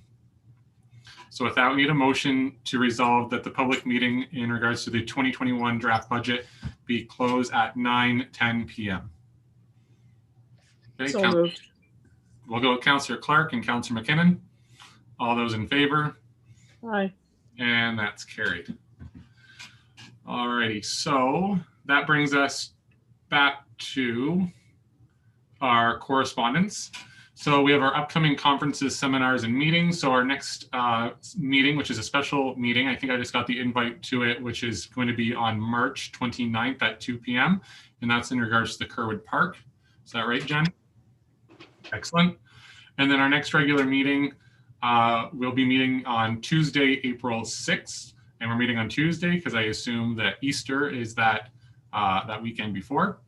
And then followed by Monday, April 19th, which is my wife's birthday. So everybody remember that, just in case I don't. And then followed by May 3rd. So our recommended readings, so correspondence item number 1 is from the Board of Health, and it's their monthly update for February of 2021. Item number 2 is from AMO, and it's a policy update in regards to the new 2021 COVID-19 relief funding. Item number 3 is from the Sauble Bayfield Conservation Authority, and it's the February 18th annual general meeting minutes, as well as their March 18th Board of Directors agenda. And if there's no questions on those, we'll go into the action required. Number 4 is from Lake of Bays, and it's a resolution in regards to the capacity limits for restaurants in stage 2. Any thoughts on that one? Deputy Mayor Hendricks? I think we have a restaurant in our township that easily has a seating capacity more than 10 and can safely seat them. So I'm in support of that. Okay, so moved by Deputy Mayor Hendricks and seconded by Councillor Brody. Is there any more discussion on this one? Seeing none, all those in favor? I think it's, Oh, Councillor Clark? yeah, I was just gonna say, I agree with that. Like there should be some sort of formula out there that says if you're a certain number of square feet, you should be allowed, or the percentage should be the capacity, I guess. But yeah, there's restaurants that have ample seating and they can properly social distance. So I think we should support it. Yeah, I fully agree, especially with, I'm assuming Deputy Mayor Hendricks, you're talking about Amy's restaurant on Highway 81 there. It's a very large space. Really, you could have 2 or 3 restaurants in there, the space that they have for seating, because they have their banquet hall on their one side. So all those in favor of support? And opposed, and that's carried. All right, so we just need to have a motion to resolve that council receive and file correspondence items CC1, 2, and 3. Deputy Mayor Hendricks, seconded by Councillor Brody. All those in favor? Aye. And that's carried. So we'll jump into our staff reports, and our first one is a verbal update in regards to the fire safety grant from our Chief Nordoff. Hey, thank you. So this is verbal. This is something that came up late last week. So Thursday about noon, we received notification of a fire safety grant from the province. And the timelines are very short on the applications. So therefore my report tonight. And so the grant can be used by fire departments in for either training purposes or fire inspection purposes. And the base amount was $4,500 for every fire department in the province, with an additional amount, which was per capita. So for us, the total grant is $5,300. So I'm going to fill out an application tomorrow morning. I just have to get some more information together, some quotes and whatnot for different training. And that has to be in by March the 19th, which is next Friday. So they said the earlier the better. So I'll submit that. And then following that,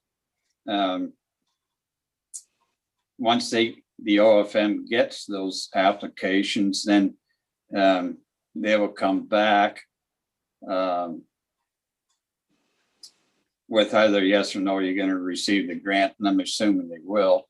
And then I'll have another report in regards to that for council.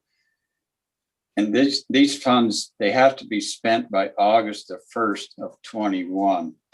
So, which is rather quick.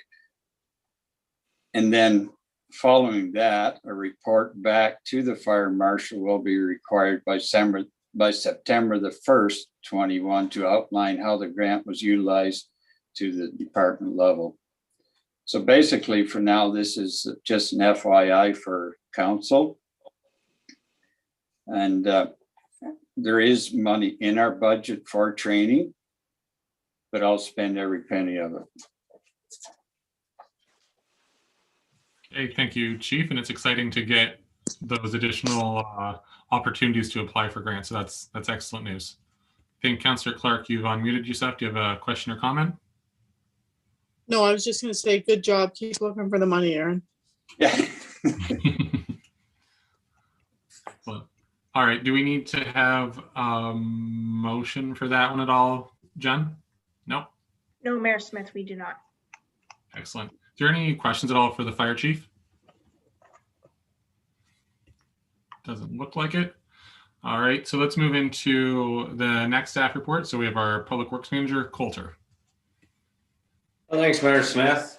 Tonight, my report is just an information report, just what's going on right now. The first round of spring grading on the township gravel roads has started. It takes multiple grades in the spring to completely fill in all potholes before a dust suppressant is applied. Early cold patching has taken place on various hard surface roads.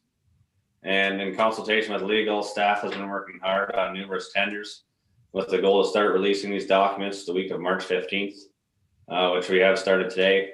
We sent out our dust suppressant tender today, and we are sending out our maintenance gravel tomorrow, as well as our double surface treatment. So we're ahead of the game this year.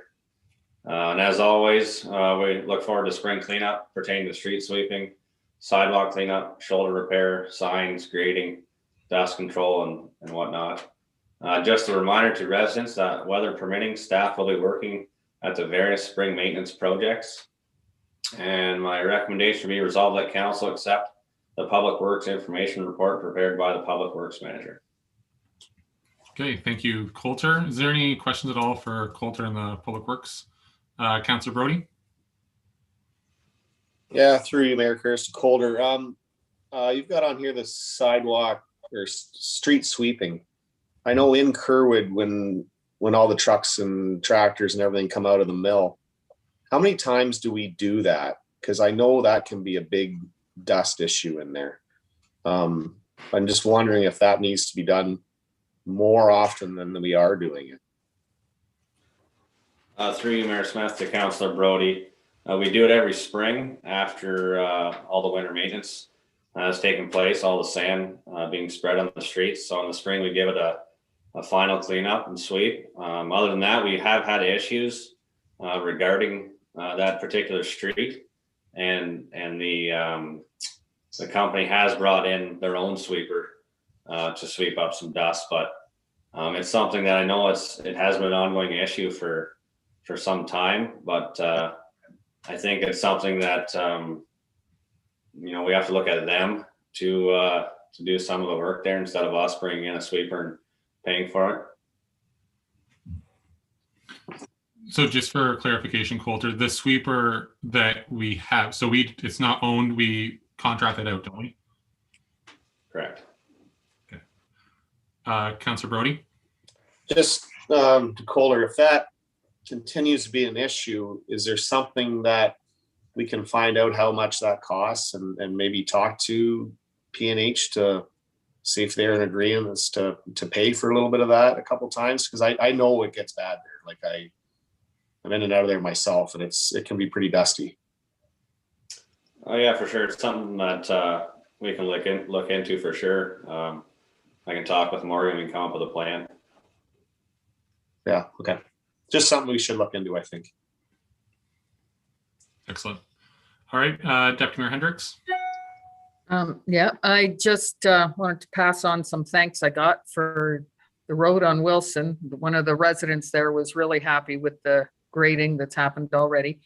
And also you and I'm not sure who else received an email about what a resident thought was a pretty dangerous corner at Hickory and Egremont. And I'm just wondering if you've had any further word on what the county might be thinking about that corner.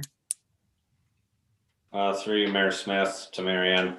We are in discussions about that intersection, but at this time, that's all I can say.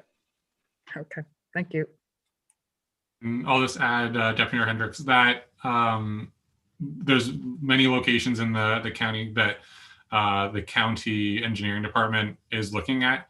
There's a lot of different opportunities out there for the enhanced rumble strips that they've implemented. And I think 2 different locations. The one near us in Adelaide Metcalfe is on Melbourne Road at Glendon. And they're looking at some different strategies as well. So Chris Trainey and his team is looking at different opportunities for better, higher level of safety at some of those intersections throughout the county. Okay, is there any other questions at all for Coulter? Okay, seeing none. Okay, thank you, Coulter, for your report. And we need to have a motion to resolve that council received the Public Works information report as presented by the Public Works Manager. So moved. Okay, moved by Councillor Clark, seconded by Councillor McKinnon. All those in favor? Aye. That's carried. Okay, thank you, Coulter. And our next one is from our clerk, Jennifer. Thanks, Mayor Smith. Before I go through my report, I just want to let council know that this report was based off of the decisions that council made February 1st. So it does not reflect any of the decisions that council made tonight regarding the planning application for Sydenham Ridge Estates. So at the February 1st council meeting, council discussed the potential implementation of a farm wedding special events business licensing program for the township of Adelaide Metcalfe. And as a result from those discussions, council passed a motion to not entertain the farm wedding special events business licensing bylaw and to work toward the possibility of implementing a noise and nuisance bylaw. As a follow-up to February 1st council meeting, staff has been investigating what a noise and nuisance bylaw may include in the process required to implement the bylaws if approved by council. Noise bylaws are meant to regulate noise in an effort to minimize potential negative impacts on neighbors and community at large. Some examples are persistent dog barking, amplified sound, construction during prohibited times, and loud residential machinery, for example, air conditioners or generators. Nuisance bylaws are meant to regulate public nuisances. Some examples are off-site dust impact, odors and light emission from the cultivation of cannabis, smoke from outdoor brush burning, or anything that is damaging to health, indecent, offensive to any of the senses, or results in the loss of enjoyment of normal use of property. The implementation of a noise and nuisance bylaw will also assist with site plan approval agreements in the township for future development. The timeline for looking at these bylaws, it's anticipated that a noise and nuisance bylaw will be brought forth to council for review and public input by means of a public meeting in or around July 2021. And if council still wishes to proceed with that bylaws, staff will gather comments received from the public meeting and move forward with the implementation of the bylaws in or around August of 2021. If approved by council in or around August 2021, this bylaw will be enforced by the township bylaw enforcement officer as dispatched by the township with fines attached and approved through the Provincial Offences Act. This was in consultation with the CAO and the financial impact. If council approves such bylaws, the bylaw enforcement officer will be required to enforce the bylaw. This will result in expense in the municipal budget. And if a fee and fine is to be paid, the fine would be included in the revenue side of the provincial offenses part of the township budget. And this is just for FYI purposes for council, so there's no decisions. It's just to receive the proposed regulating bylaws, noise and nuisance staff report as presented by myself. Okay, thank you, Jennifer. And when I read through the bylaw or the report earlier today, just to review it there, I was thinking, July and August is a ways away, and I was thinking, why can't we speed this up? But realistically, it's not that far away because we're in March, so we're talking, it's going to be 3 months or whatever, and it'd be nice if it was, at the June meeting or whatever. But it is, that's actually pretty close. The year's flying by already. So is there any questions at all? This is really just an update report. So can we have a motion then to receive this report? Deputy Mayor Hendricks, seconded by Councillor McKinnon. Is there any further discussion on this? All those in favor? Aye. Opposed? And that's carried. Alrighty, so the next one there is the accounts payable. Jen. Thanks, Mayor Smith. So my last report for tonight is the accounts payable listing from February 25th to March 9th. Highlighted in yellow are invoices for 2020. Summary payments to be approved is $1,146,363.42. 8 checks in the amount of $42,624.33.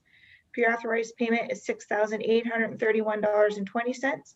And electronic funds transfer, which include the county and the 4 school boards, is $1,096,907.89. Okay, is there any questions on the account at all? Okay, seeing none. Move on to seconder to resolve that council received the invoice payment approval report as presented by the clerk acting treasurer, and that council approved the account listings for February 25th to March 9th, 2021 in the amount of $1,146,363.42. Who would like to move that one? Councillor Clark, seconded by Deputy Mayor Hendricks. All those in favor? Aye. And that's carried. Okay, thank you, Jen. And our last report is from our CAO, and it's an Lpat update in regards to 25700 Kerwin Road. Morgan. Yeah, thank you, Mr. Mayor, and through you to council. As you're aware, there's quite a bit of activity around 25700 Kerwin Road. We are in front of Lpat at this time, so I just wanted to provide a report for council, but primarily geared to the public so that they're aware of the township's position and really what information we can disclose with this matter. So really the background is Roger Burma on April 10th, 2019 submitted an application for site plan approval along with a concurrent application to remove the holding symbol on the lands known as 25700 Kerwin Road. This site plan application seeks to permit the construction and operation of an outdoor storage facility for pelletized biofertilizer to service the surrounding agricultural community. These lands were also subject to an interim control bylaw, as we are aware, that was passed by the municipality on May 21st, 2019. The township passed bylaw 24 of 2020 on May 19th, 2020, which purported to extend the interim control bylaw, but was ultimately repealed on October 22nd, 2020. In October of 2020, Mr. Burma appealed the township's failure to make decisions on the applications for site plan approval and removal of the holding symbol to the local planning appeal tribunal, also known as Lpat. The Lpat scheduled case management conference for March 25th, 2021 to be held by video. Since then, the township has retained Adelaide Metcalfe of Brody Law to represent the township at Lpat. The Lpat recently adjourned the March 25th case management conference in place of a May 14th case management conference to be held by video. As this matter is in front of Lpat, the township is unable to share additional information at this time. The township is also unable to provide legal advice to members of the public on the Lpat process. For any members of the public who are interested in this matter, please use the Lpat e-status website located within the report. There's also a link within the report. Any up-to-date information will be available there. Members of the public may also contact the case coordinator with questions on process. Their contact information is also within this report. Of course, this report was developed with consultation of our lawyer, Adelaide Metcalfe. The financial impact, there will be legal costs required to represent the township leading up to and at the Lpat hearing. there may be additional costs required for additional representation through expert witnesses. The recommendation is simply for council to receive this report for information. Okay, thank you, Morgan. Is there any questions or comments from members of council? Okay, seeing none. So we need a motion to resolve that council received the Lpat update for 25700 Kerwin Road staff report as presented by the CAO. So moved. Councillor Clark, seconded by Deputy Mayor Hendricks. All those in favor? Aye. And that's carried. Alrighty, so that's the end of our staff reports. Is there anything for other business at all? Councillor McKinnon. Through you, Mayor Curtis, to Morgan. Morgan, recently we had advertised for a full-time treasurer position, and I just wondered if you could share how many applications were received and what your time frame would be for the interviews to take place. Yeah, absolutely. So, Mr. Mayor, through you to Councillor McKinnon and the rest of council, I have to be honest, I'm absolutely excited about this recruitment process. We've received over 50 applications, so it is going to be absolutely competitive. Some of the names that I saw come across the process are absolutely exciting. We have some really excellent opportunity, I believe. Probably over 20 of them I could easily sit down for an interview with. So it's going to be a very competitive process. As I said, completely excited. With regard to timeline, I'll be working with council and staff basically this week, now that the budget has been approved, to develop a hiring committee, which will be represented by a council member and 2 staff. We'll be looking to schedule interviews within the next week and a half. Interview should last maybe a week. And then if we get the opportunity to offer a job or an employment contract, it'll probably be between 2 and 4 weeks, depending on the person's circumstance, before they can start officially at the township. So we're probably in early April, anticipate to have a full-time treasurer in the office. So absolutely excited. Thank you, Morgan. Okay, is there any other anything else for other business? Okay, seeing none. So we have our bylaws and just making sure. So the first one there, which is the bylaw number 1, I guess. So resolve that council give the third and final reading to bylaw number 1 of 2021 regarding the zoning bylaw amendment for Z01 2021 for 2890 Mulberry Drive, and that the mayor and clerk be authorized to sign the said bylaw and the corporate seal be attached. Okay. Councillor McKinnon and Deputy Mayor Hendricks. All those in favor? Aye. And that's carried. And then we have resolved that all 3 readings be given to bylaw number 19 of 2021, the temporary use agreement for 2890 Mulberry Drive. Bylaw number 20 of 21, building services agreement with Middlesex Center. Bylaw number 21 of 2021, the zoning bylaw amendment for Z02 2020 for 1425 Melwood Drive, which will be updated, I assume. That's the one that you're talking about that will be updated?